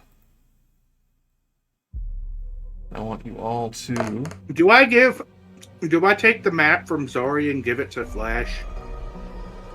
Does it require an attunement at all? No, they just have to have it. Yeah, you can take it. Suri also will stay behind to help out. So if you want to take hers... No, I take Zari's and give it to Flash. Okay. Excuse me. What was it we add again? D4? A D4. Yeah, with the D4, I'm at 18.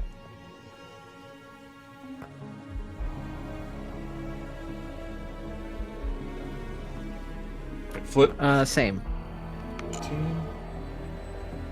I'm at 16. Oh, excuse me, 14. 14. Sorry.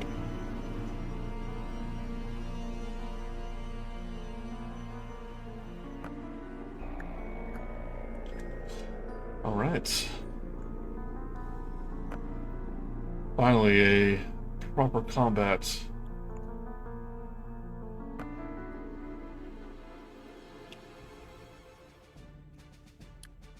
Octopus arms isn't a proper combat.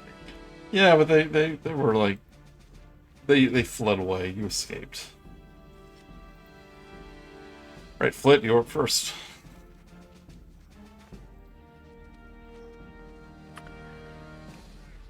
I have no idea what's going on, but that thing looks very tall and scary. So. Yeah, this is Oh wait, I've already seen one of these, haven't I? Think of this, but it's more of a like a four-legged version. That's actually more cat-like, like a saber-toothed cat. A cat tar. Hmm. Okay, well, let's see if it's immune to arrows. You want to do your free hunter's mark first? Yes. Okay. So I believe you have limited uses of a hunter's mark. That doesn't require a spell slot. Correct. Okay. It uses up my bonus action, but magically mark one creature you see within your range as your quarry. Until the spell ends, you deal an extra d6 force damage to the target whenever you hit it with an attack roll. Okay. And so forth and so on. Alright. Does a 19 hit it? A 19 will hit. Okay, so I get it twice.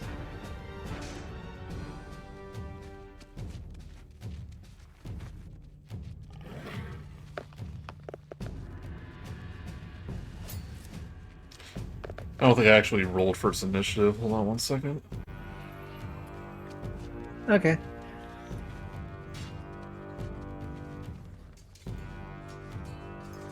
Oh, I rolled the to hit again. My mistake. No worries.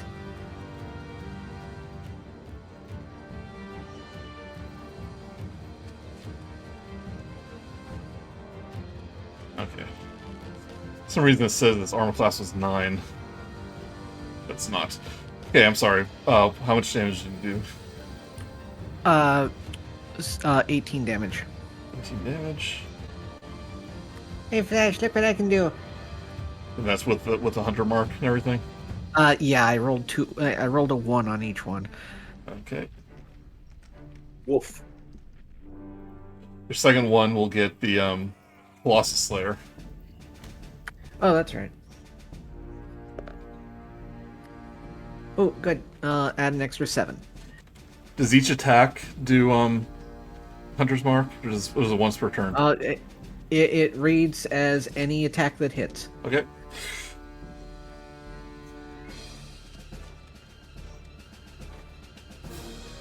Right, Munch, is your turn. Munch, thinking quickly, can't get to this thing in 30 feet because it's too far away. So I want to know, right here, what exactly is here? I don't know how to get rid of that. But... Sorry. Oops, I used permanent marker. It's probably like a shelf. Okay, because like my plan was I wanted to get Munch into a position and kind of hide so he could flank it as it comes on over. I don't think there's enough room to slide behind it if that's what you were aiming for. Well, just kind of in between. Like, ooh. Try to push yourself behind it and then knock it over. Just kind of be like right here, and then use the hide action just as a way to kind of. Well, you are in direct line of sight of him. Oh. So unfortunately. Okay. I'm just trying to see if there's anywhere I can hide. I can't really make it. You can always I forget the name, but the ability where you steady aim, where your movement's 0, but you get advantage on the attack. So I could do that because I'm not close. And then I would steady aim, and is that an ability or is that just a? It's a class ability. Okay, that's a like that would be my action, or was that that takes up my move? Yeah, it just means you can't move afterwards. Okay, so I guess the idea would be to steady aim because moving wouldn't really get me anywhere to this thing. Pull out my short bow and take a shot at it with sneak attack, I would assume. What is the range on that? On your short bow? I'm looking at it. It is... Should be fine. 80 feet. 80 feet, alright. Yep. So what we're going to do... Sorry, I gotta... I'm manipulating these things. Okay. So I got the short bow. We're going to roll with advantage. Crap. I didn't click it. Oh, well. Well, that one did okay. Well, I think you get advantage. That's a nat 20. I think you get advantage anyways because of your assassin. Your first attack gets advantage. Yeah. So, yeah. Ignore what I said. You can still move. But, that, was that a natural 20? Yeah.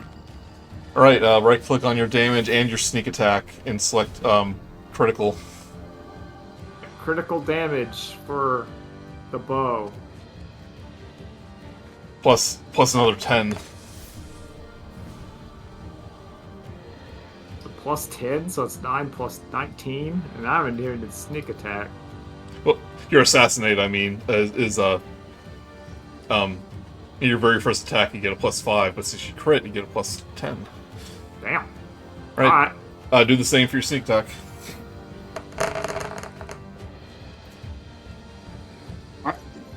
Holy crap! 21. This is all.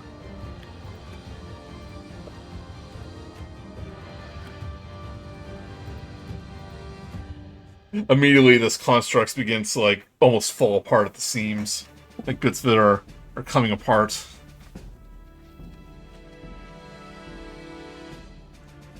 Alright, anything else? I think we're good. All And right. I'm not gonna. I will say, just to be fair, that yeah, I did use the steady aim, Okay. just because I don't want to cheat.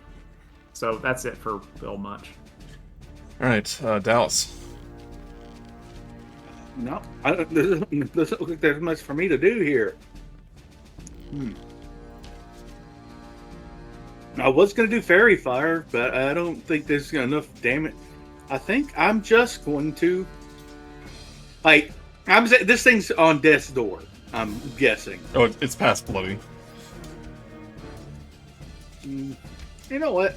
I don't get to do... We're going to cast Guiding Bolt. Okay. I'm guessing we walked in on we walked in on a battle that's already been going on. So 18 hits. 18 hits. and are we kill stealers? 12. Do it. I don't care. Kill it. We're taking their EXP away. Just 12 damage. You hit this thing right in the center of the glowing blue object in its chest, and it immediately, like, the parts begin to shake, and the joints begin to glow, and Olander goes, "It's gonna blow!"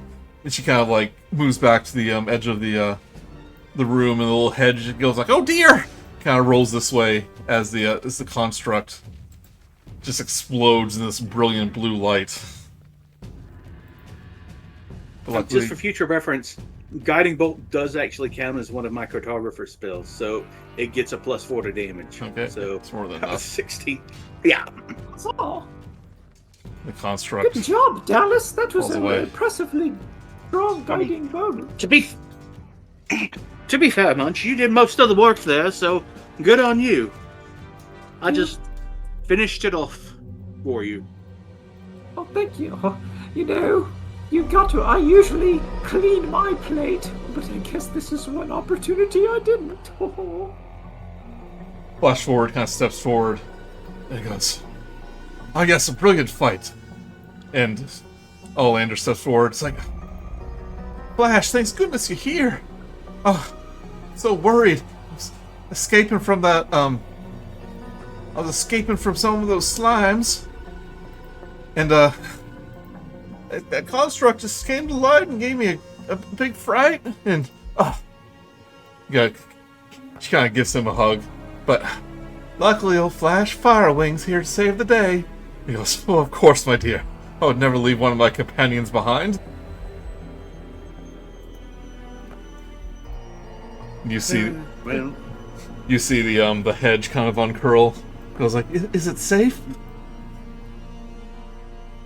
for now, I suppose. I don't see anything else that's going to attack us, but She kind of steps forward. He goes, "What about the professor? Is he okay?" oh Yes. yes, he's back. He's back at the antechamber. He's got one of our friends looking after him.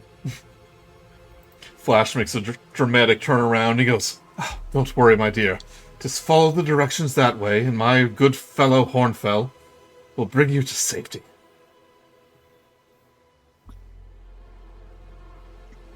And you should head there as well, Oleander, because it is of the utmost importance.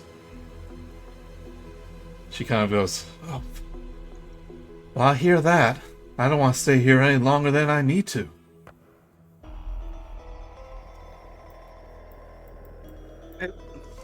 I thank Do you be all. careful on your way back. Thank you all kindly. See you later for a delightful feast when this is all over. She kind of like It was nice meeting you. using her she's like using her staff as like a cane to kind of support herself. She's obviously that she got a little hurt.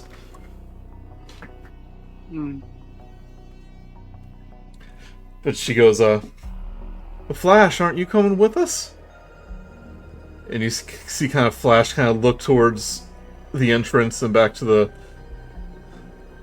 like further into the temple. And he goes, no, my dear.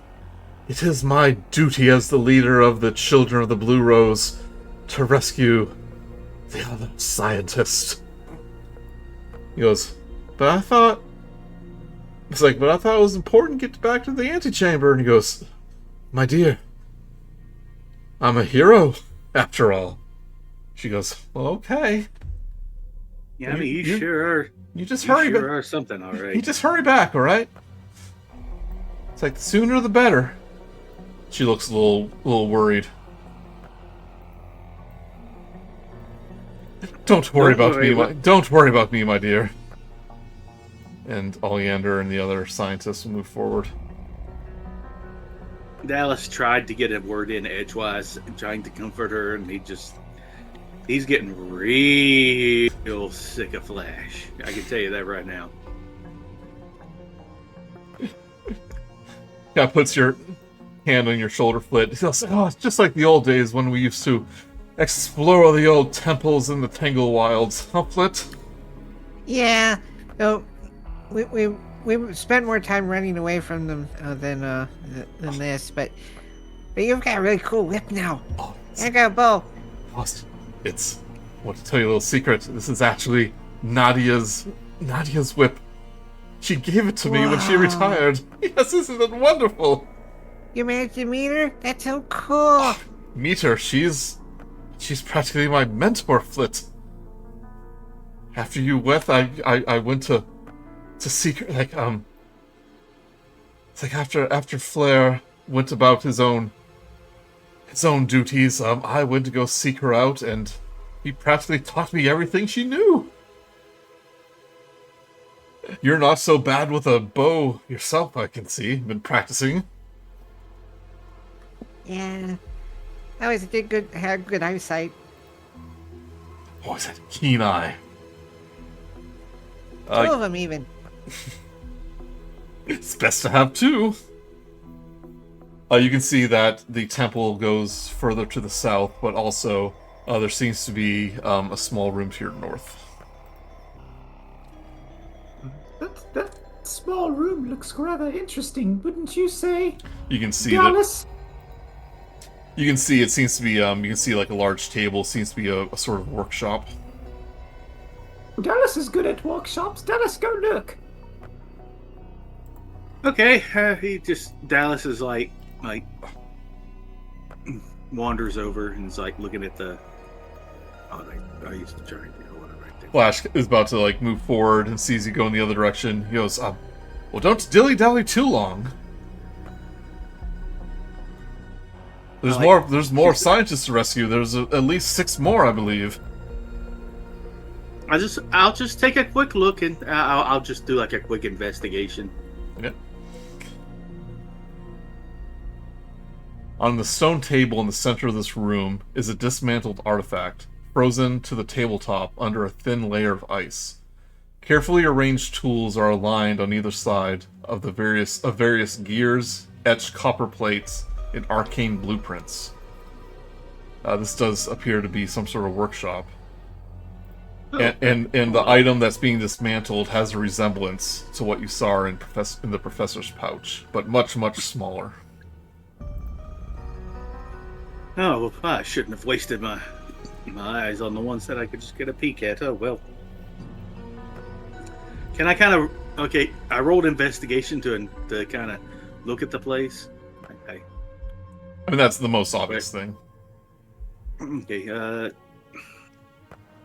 can I take a closer look at the object itself, but instead, can I roll Arcana? I was about to say, give me a Arcana check.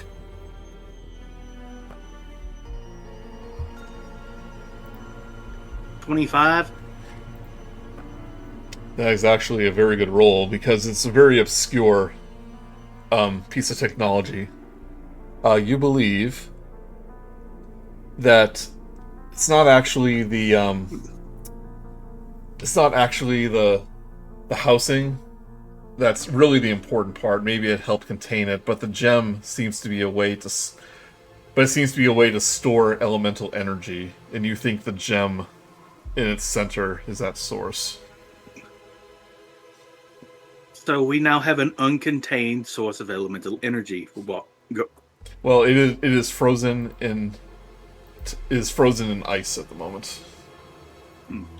But you also see 2 sets of Tinker's tools, which seems to be extremely ancient and unique. Would there be any way for me to get anything out of the block of ice without damaging it? You think if you're careful, but you definitely need a heat source.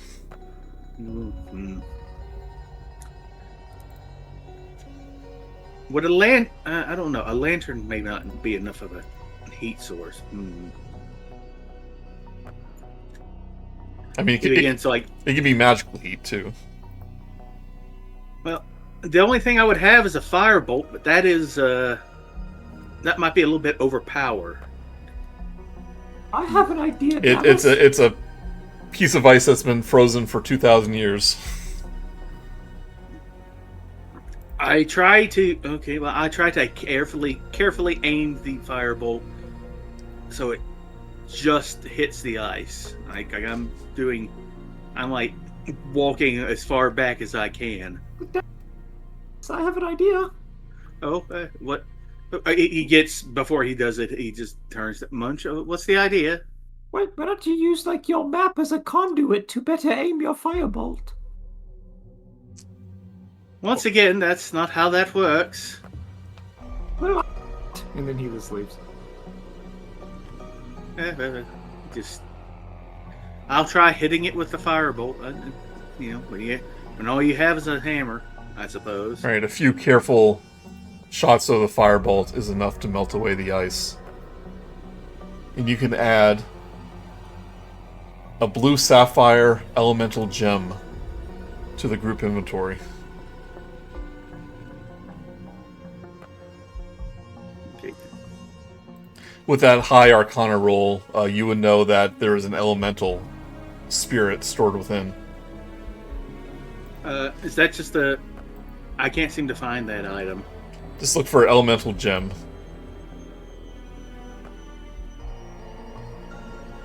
Elemental gem, blue sapphire. Add to party. Okay. As added to the... So gameplay-wise, you can break the gem and have an elemental ally.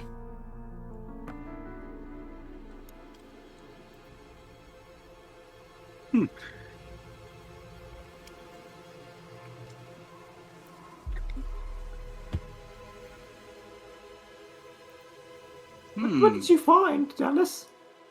A gem of all. A elemental gem. It might come in handy in the future. Can I taste it? Can I put it in my pouches? Pouches? I would normally say no, but I have a feeling that you would try to sneak a peek. Just give it a single lick, because I know you will. He Munch licks the gem. It is very cold. It's like you put your hand, like you put your tongue against a frozen frozen pole. No.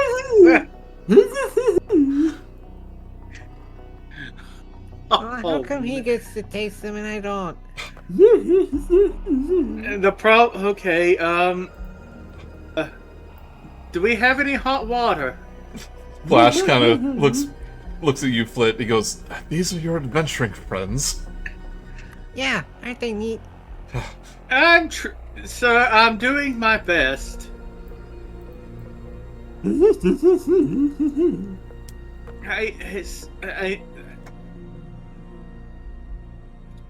Okay, let me see here.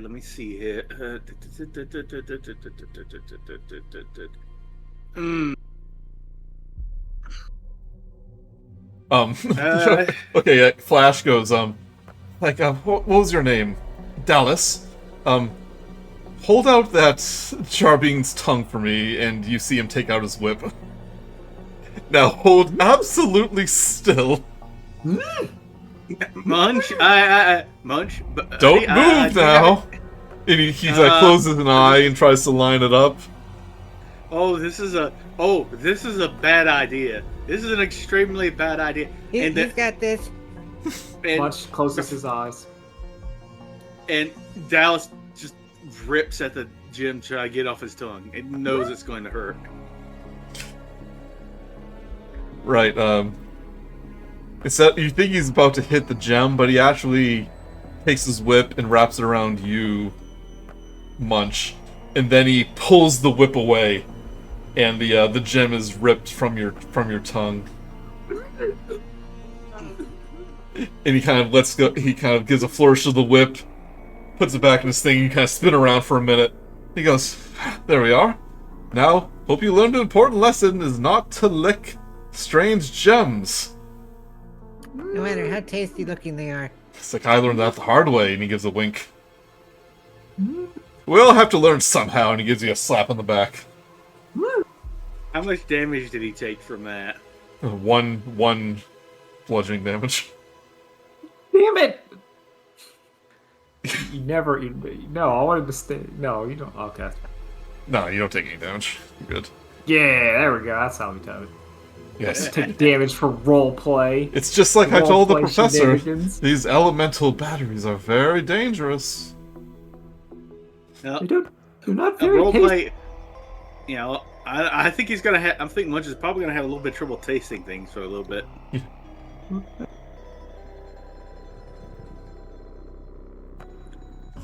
Anyways, that was a fun little distraction. Let's carry on with the search, I suppose. It's like, yes, we've wasted enough time.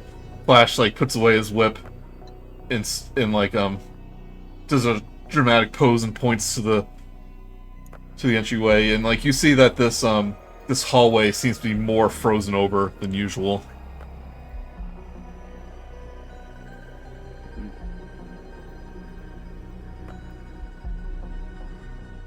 Sorry, I'm trying to... Onward and upward. Let's go! Or downward, in this case.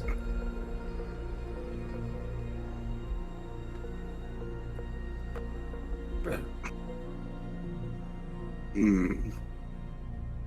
you take the Tinker's tools too? Oh, do they look like just regular Tinker's tools? Or They are look special? extremely antique and very unique, because these are probably used by the Fizzers themselves. So they're probably pretty valuable. Also, I feel like as a tinkerer, you just take them. Yeah, I just absentmindedly just put them in my pocket. Okay, you can add 2 sets of Tinker tools. You can rename them to say Fizzar Tinker tools.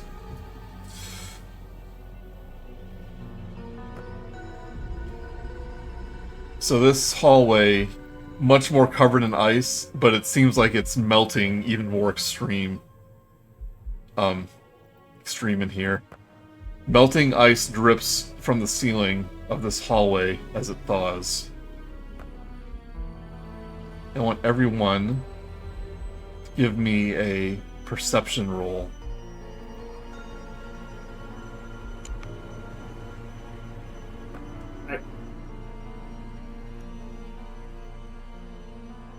You know, for being a map maker, I'm not very perceptive. 20. The pain has sharpened Munch's mind. Flit, what do you get?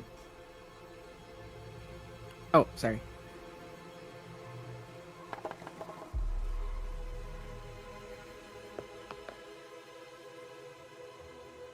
Oh, 23. Alright, Munch. Well, actually, no, Dallas. You were the only one that is surprised. As from the slush that's come in the hallway, you see these 6 almost gelatinous, half-melted slimes just ooze from the ceiling and drop down on you.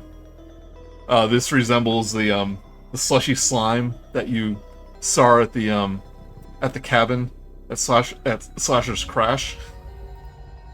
Oh. But this one they look much more jagged and frosty. And Dallas, I want you to roll at disadvantage for initiative because you are surprised as this happens. I want everyone else to roll initiative.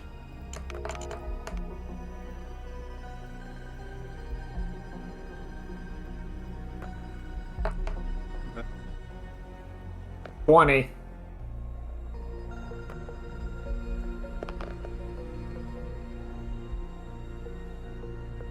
Six. Oh, hold on. 29. 29.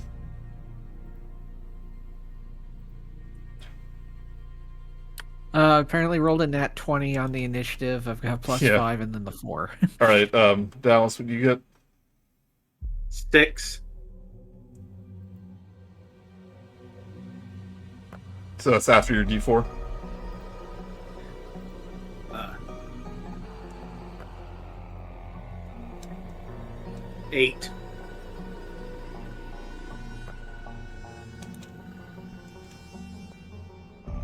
So what's your total? It'd be 8, I think. Hold on, let me. Oh, I thought you rolled it before. Okay, I'll roll. 9. It says here 11. Like, are you sure you're old? I rolled initiative. Initiative roll 5 plus 1. Oh, do you roll at disadvantage? Yeah. I think you rolled before you were set. Much. What do you get? 20. 20. Oh, and these slimes get advantage.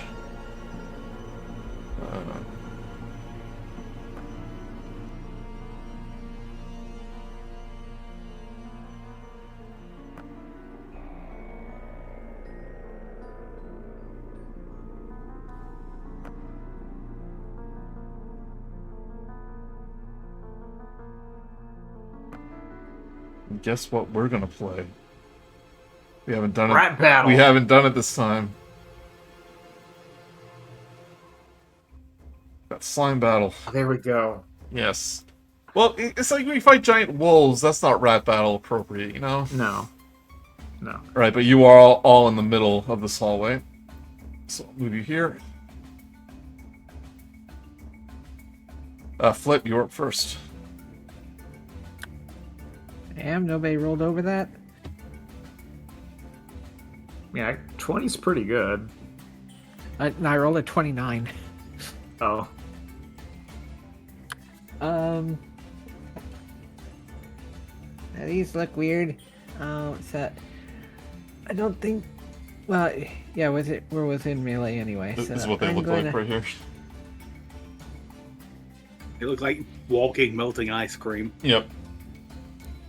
I keep expecting them to look like Dragon Quest slimes.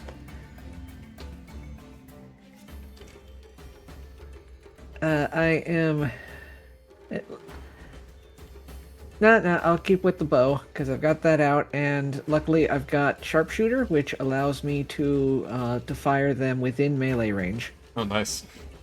So, We're gonna hunter's mark.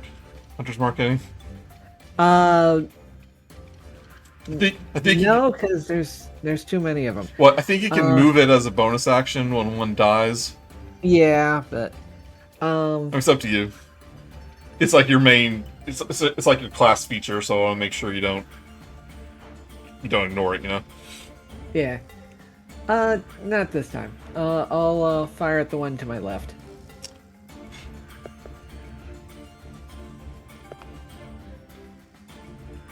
Well, that second one's not hitting.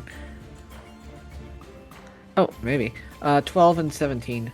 17 hits.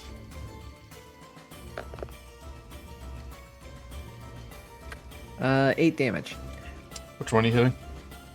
The one just to my left. They have letters on them. So which one is it? D. Yeah, but it's merging in with my name, so... E. There we go. Yee!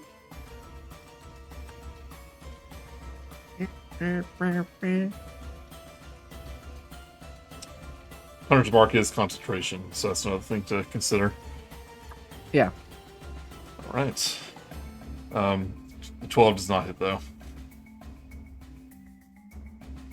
Right, Munch. Munch is going to. Your first attack gets advantage. Yeah. So we're going to. Crap! I can't. Okay, fine. So 20. I think you roll disadvantage, but yeah. The 20 will hit. All right. And it's just the short sword. Hiya! Alright, which one are you hitting? B or C? B. Going to B, because it's right there. Yeah. And sneak attack.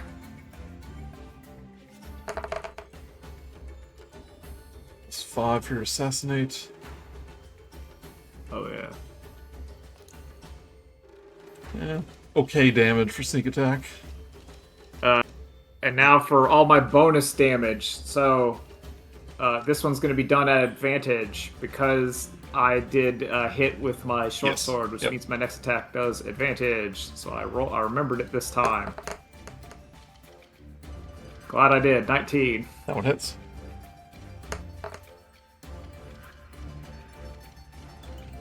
Plus 3. These slime seems pretty sturdy. All right. We're doing it again.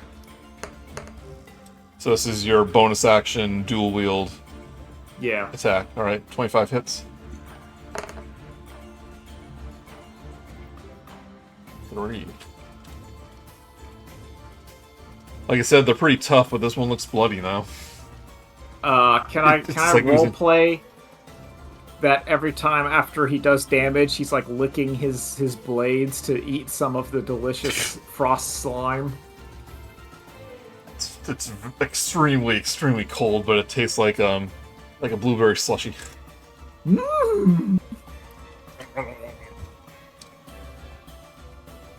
Alright. Slime A comes to the wall, goes over to Dallas.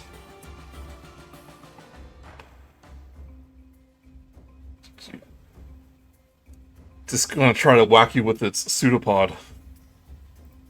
Okay. Don't want to be hit by a pseudopod, did you? Do you? 21? It hits. Right, you take 3 bludgeoning damage and 4 cold damage, which I imagine is halved. Yeah, because I'm resistant to cold. My boots. So I take 5 I take 5 damage Sounds right. total. Wait, how much damage was in total before? 7? It was 3 bludgeoning, Yeah. 4 cold. Oh, okay. So Yep. yeah, the cold would be 2 then. Yep. Yeah. Right, Slime B, since you attacked it and tasting it, this slushy is going to try to get into your mouth, Munch. It's going to do an icy glom attack. I need you to make a dexterity saving throw. Yes, we know your question after this. What flavor is it? Well, we already have. 11. Surprisingly, that is just enough to shoo it away. Is it blueberry or blue raspberry? No.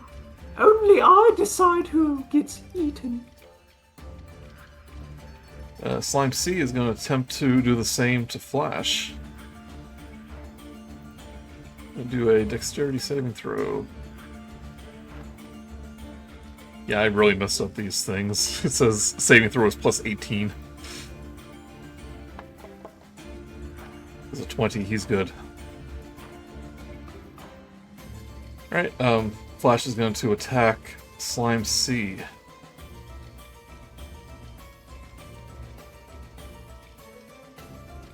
Let's see here, he gets 4 melee attacks. So I'll make sure that's right.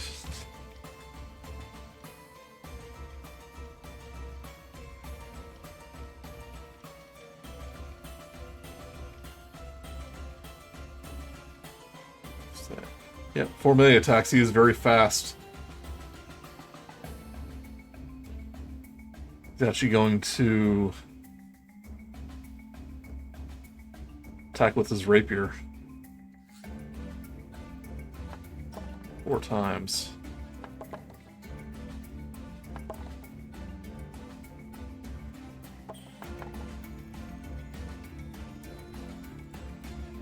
All those are going to hit.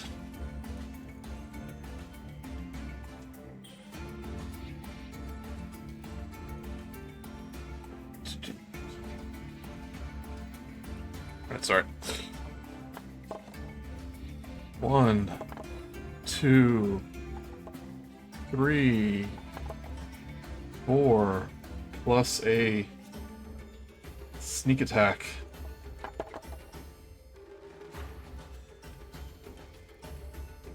Alright, Simon C takes 13. 14. See, Dallas, you can trust him. He's a rogue. He's. You thought, Bun, you thought Esmeralda was like a show off? Flash in our Strahd game, Flash is like double that. He is making he's making the most out of this. And he single-handedly defeats the slime.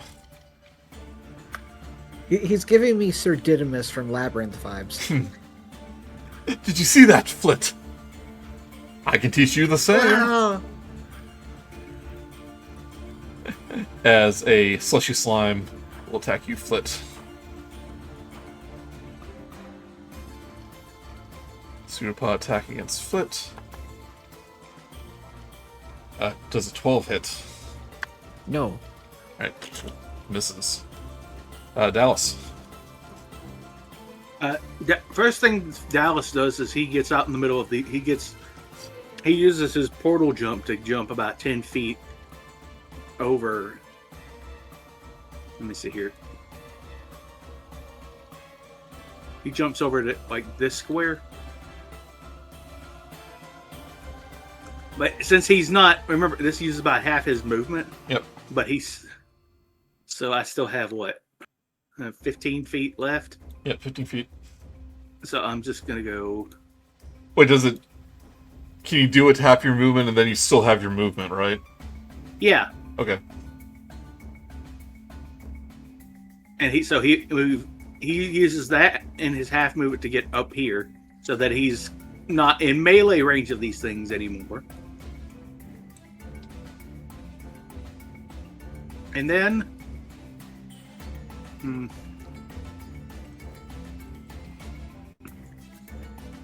thinks about it for a second. Realize, and then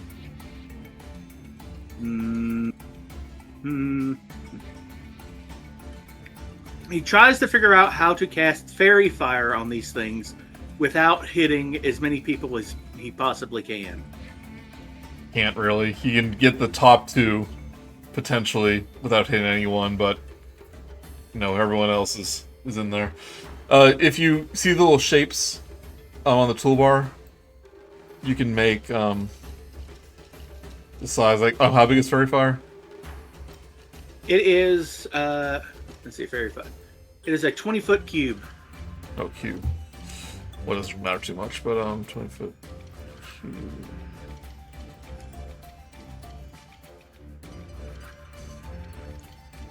And it has a range of 60 feet, so... I mean, even that's going to hit Munch.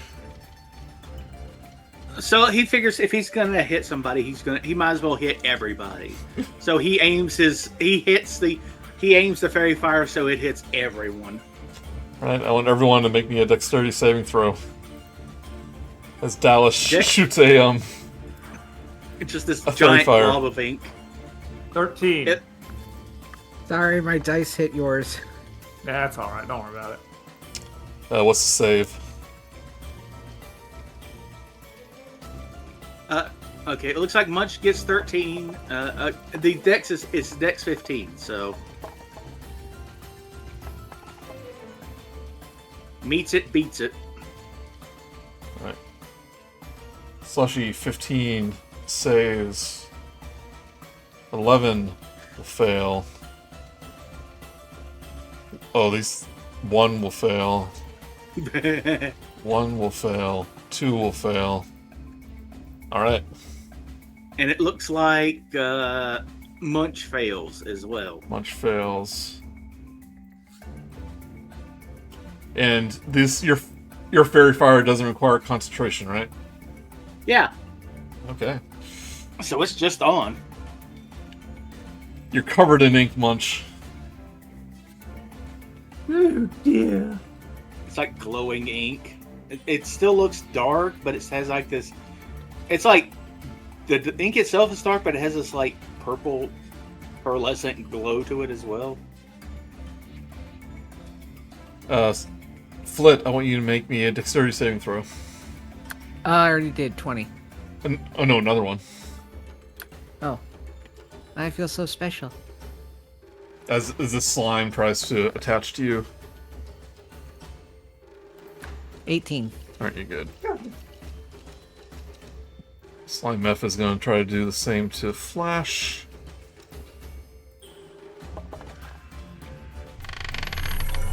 Natural 20. Oh wow. All of you, as you're in this battle, you start hearing murmurs in your head. Just like, pain, betrayal, cold, the cold it comes, betrayal, pain, pain, pain. That was weird. Right. What was that? Oh, you finally hear the voices too? Flit, your turn. What? Oh, right. Hey, shoot things. You get advantage if you shoot one of the ones glowing. 25. It hits. And...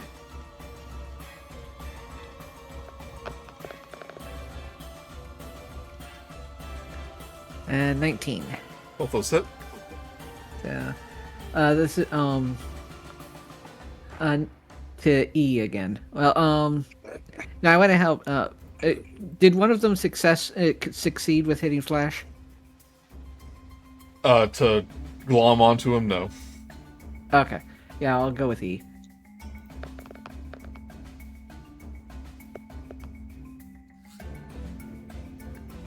Alright. 7 damage, 11 damage, and then 1 for Colossus Slayer, so 19. Right. Still no Hunter's Mark?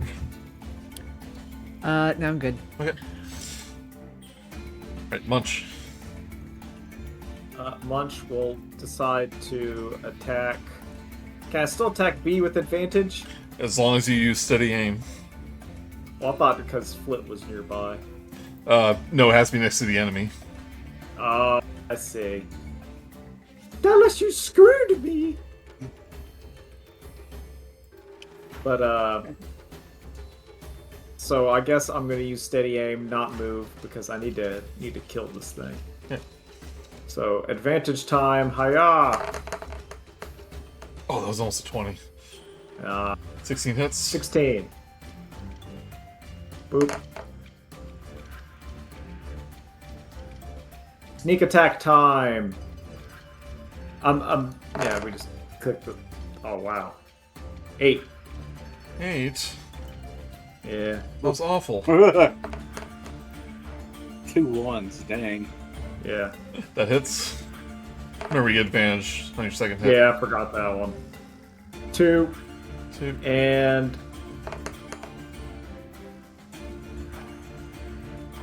11. 11 will not hit. Alright. Yeah, that's it. Right. Slime A. Slither on over to Munch. Attack with They advantage. get, yeah, whoops.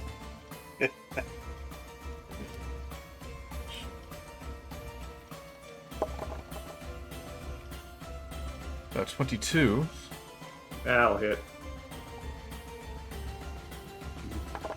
You take 5 bludgeoning damage. I have resistance to that. Yep, and 3 cold damage. Now, I believe...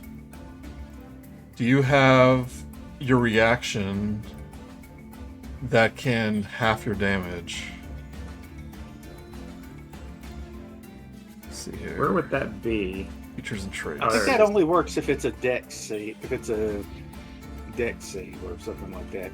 No, I can do that. Uncanny dodge. When an attacker you can see hits you with an attack, you can take a reaction to half the attack's damage against you. Yeah, why not? It's essentially like autos succeeding on a deck save. But it's for any attack, yeah. But it takes your reaction. Oh, so that means I can't do it if someone else attacks me. Yep. And how much damage would it be overall? With You don't my know yet. resistance and everything? So you half the 5, so that's 2. Yeah. 3 cold damage. And half that again. So it'll be 2. Yeah, I'm not gonna worry. I'll just take the 3 damage. I mean, it's your reaction. I mean, might as well. Well, because there's gonna be other ones that are gonna attack me. Maybe they'll roll higher. Yeah. Actually, sorry, you roll up, so it'll be 3. But alright. Yeah, so I'll just eat the damage from that one of 3. Well- Gambling in case they get attacked again with a higher damage roll. Well, this one's gonna do Yep. this one's gonna do the same thing. 21 will hit. 4 bludgeoning. 4 cold. So, yeah, this one will half and half. Yeah, so 2 bludgeoning, 4 cold, 6, so you take 3 damage. Alright. Right. Flash is going to attack the slime F. An advantage. Advantage. Slime'th. He doesn't even notice that it's different. He goes, "Oh, I feel that this one's special in some way." It's a different color slime, so it's a higher level. Yeah.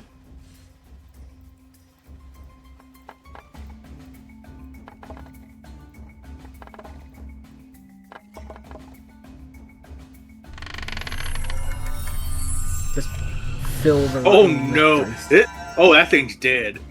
Yeah, that's crit. Hell yeah. 1, 2, 3, 4, and that one's at advantage, so another D8.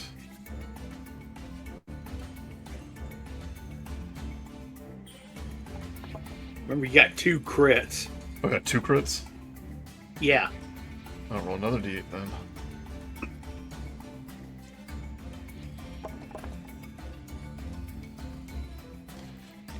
You know what, since the other one killed it, I'm gonna say this one kills it too.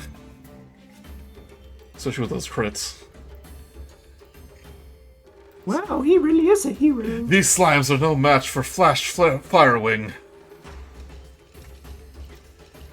Did you, Dallas grudgingly admits that was impressive. did you see that, Flit? You're so amazing. As this one, again, will attempt to attach onto you. Flit, give me a dexterity saving throw.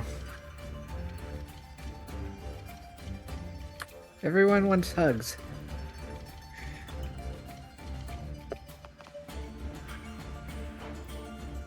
That'll be a nope. Yeah.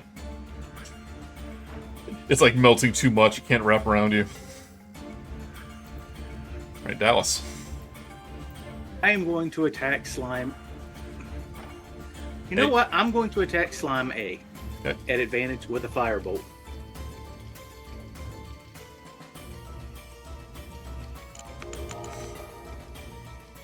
Does a 17 hit? 17 hits. Now we find out that they explode when on fire. 10 fire damage. Fire. Plus any extra damage? Plus 4 force damage. 4 force damage. Alright. believe it's force damage. Hold on. I think it is force. Let's see here. Make cartography. I mean, Precision. it's good. Oh, it's just for. It just adds 4 to 1 damage roll, so that's 14 fire damage. All right. Anything else? Bonus action. Does anybody look like they need healing? I'm okay. Oh. I'm just doing fine. It would be, you know what, Dallas? You could get near here so I could use my attacks better. I would rather not. Thank you. I work best at a distance. You're 5 feet away from me. It looks like. Yeah. You're good if you attack A. But E is going to attack Flit. Yeah. Since nobody looks like they need too much healing, that'll be my turn. And Nate will probably Nope. miss. Yeah, sorry. Was there anything else, Dallas? I was gonna see if it looked like anybody needed healing, I would heal them. I mean, I think Munch is the only one who's been hit. Munch, do you feel like you need healing? I'm good. yeah, Alright, you then. took like 2 damage. Don't worry. Yeah. All right. Moving on. All right, Flit.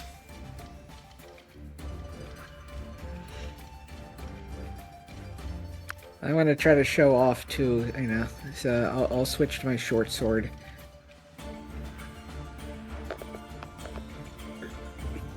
Oh, that's right, advantage. Yep. 13. 13 will hit.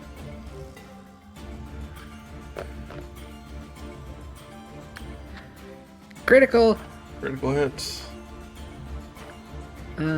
Where? Which one are you attacking? E still. And Okay. it's still trying to hug me.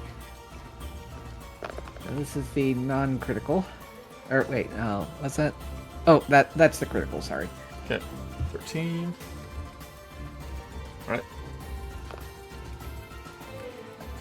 And the 9 and no 1 for Colossus Slayer. So that would be It's barely keeping its form together. it's a 23 damage in total. Okay.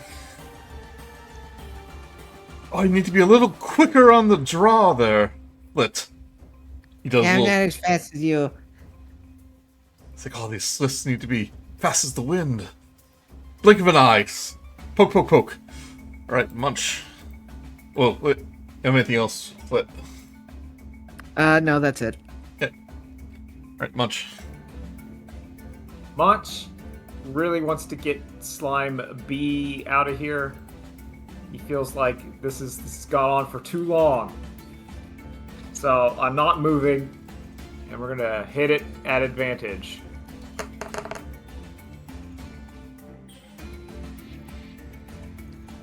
Which I assume 24 hits. Yep. 8. 8 plus your sneak attack. 7. Jeez. All those ones, but that one manages to go down. Oh, yeah. And now we'll go on Slime A Right. at advantage. My bonus action dagger. Hit him. Alright, I'll be fine. Alright, 8 damage to that.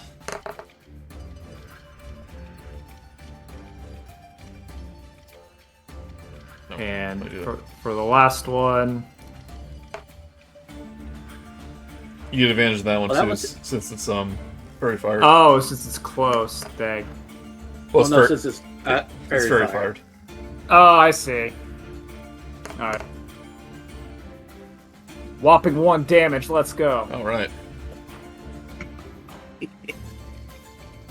Alright, Slime A. Is going to attack the shiny thing.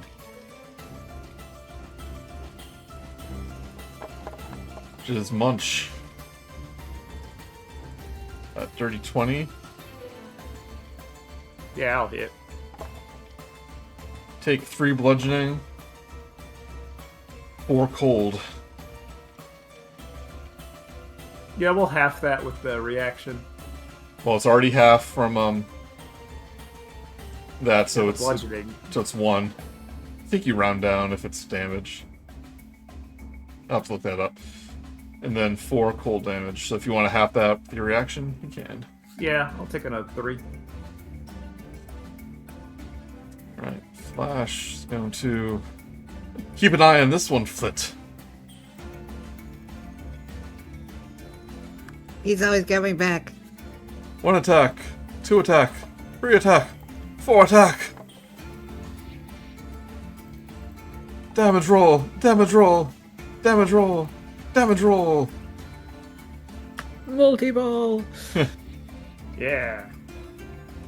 11. 8. 13.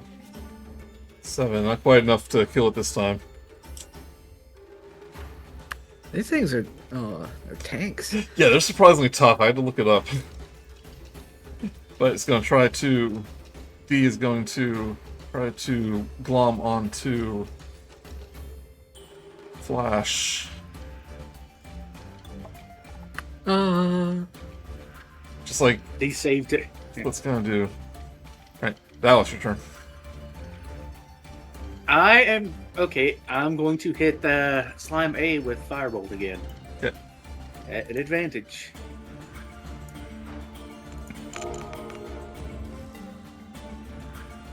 Uh, 27, I'm assuming hits Yep. for 16 fire damage. Excuse me. Okay, this one's looking hurt. You still good over there, Munch? You know, I'll take a heal if you got one. No. Alright, I will cast Healing Word. You. Oh wait, no, it's a cantrip. So that should be fine. Yeah. Yep, you're good.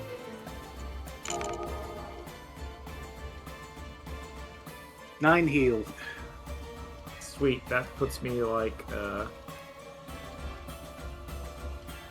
puts me right up max.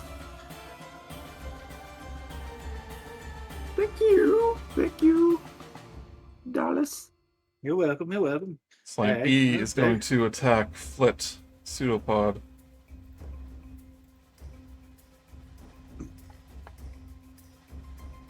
Does 16 hit Flit? Almost. And, Wow, 17. managed to dodge. Alright. 17. You're like, wow, Flash! And it's like, it swipes at you, and like, you just absentmindedly hop out of the way. Alright, Flit. He's just a little bird jumping around. Yeah, we're both doing the kind of Errol Flynn thing where it's we're barely even paying attention to the Yeah. fight. We're more talking and chatting with each other.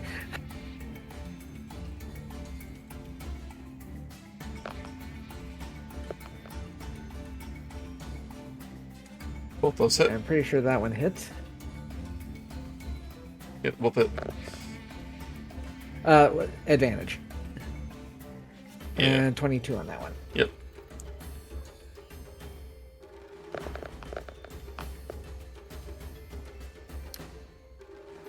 Another 8, a 9, and a 2. So that's 19 damage for E. Alright. That 9 is enough to take care of Slime E. That was the second hit, so that uses up the all of them. So. Well, the 8 will do it too, so this one will take 9. Oh, okay. Yeah, I'll move the other one to D. Okay. And we'll team up on it. Excellent plan. But first, the chubby one has to go. Alright. You have advantage against Slime A, so you don't have to steady aim. Oh, sick! So now I can do some moves. Like, I'm gonna move here. Actually, I'm not gonna move yet. I'm going to attack it with advantage on short sword. I gotta remember how to roll this.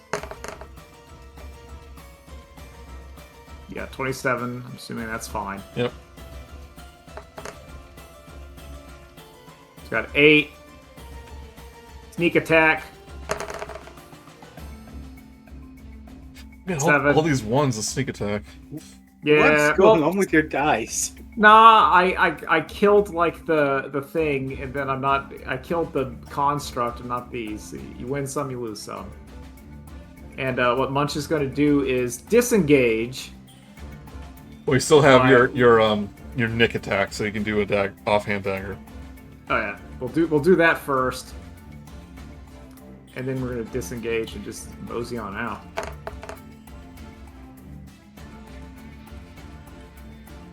$25 hits. 1 damage. Right. And we're going to disengage. Right. Bonus action, And move. disengage. You can move up your Whoop. speed. Dallas? Munch, I feeling better? No, quite. Those two, they have it, so I can go here. A 7 will miss Flit.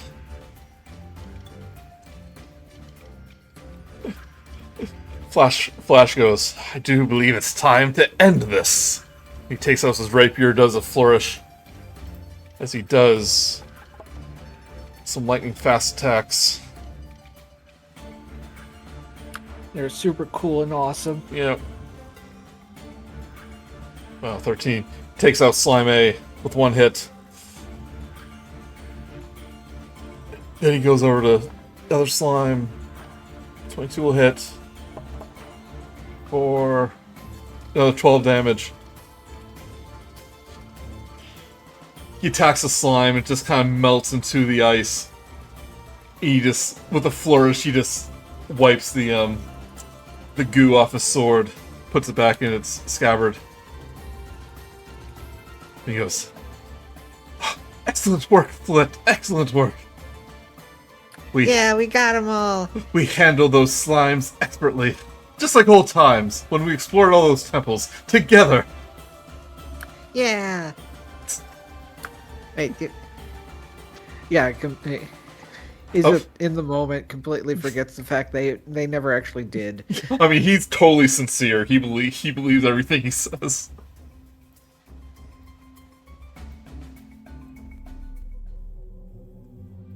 That was well done. You did pretty good too, Munch. Thank you. One of You're those incredible, Flit. got the dodging. professor when we were trying to escape. Well, I could see they were very tough, but they weren't as nimble as you two. I could tell why nothing ever touched Flit and Flash. The F boys. Triple F. My brother Flair was there as well. Duo. My brother Flair was there as well, right alongside us Oh. the entire time. He'd be so proud of you. Hey, where is he anyway? Well, I'm afraid we lost contact a bit after you disappeared. We went different directions in life. I believe he joined the Tenders. Oh, in the Tangle Wilds, and ever forward, and this is where, oh dear. And kind of looks at this caved-in entranceway. He goes, well, this is where we entered the chamber before, but I believed it is iced over. And you see just a huge boulder of ice now blocks the way.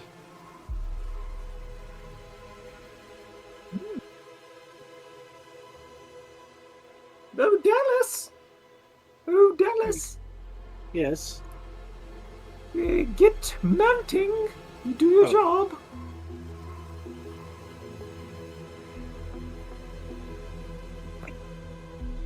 Yeah, you see a large block of ice covering this doorway. And it doesn't take very long to realize that this thing is frozen solid. Your little cantrip isn't going to help here. Yeah, no, I don't think I have anything that could help with that, unfortunately. I don't think Let me check my inventory real quick. I don't think I have anything. No. Nope.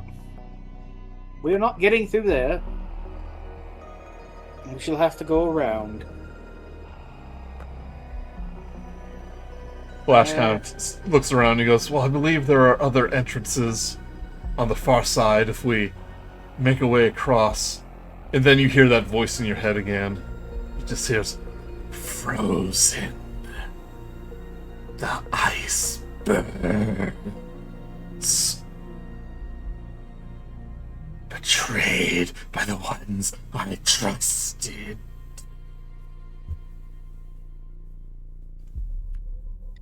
Did anybody hear something?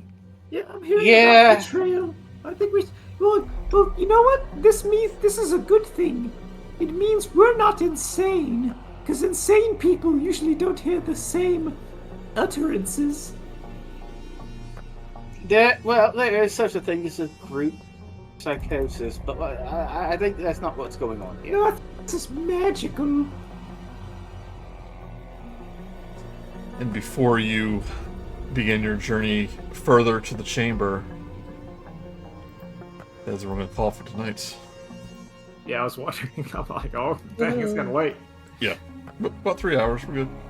No, we're good. Had a good time.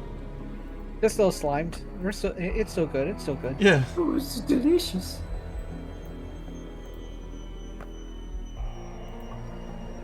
Yes.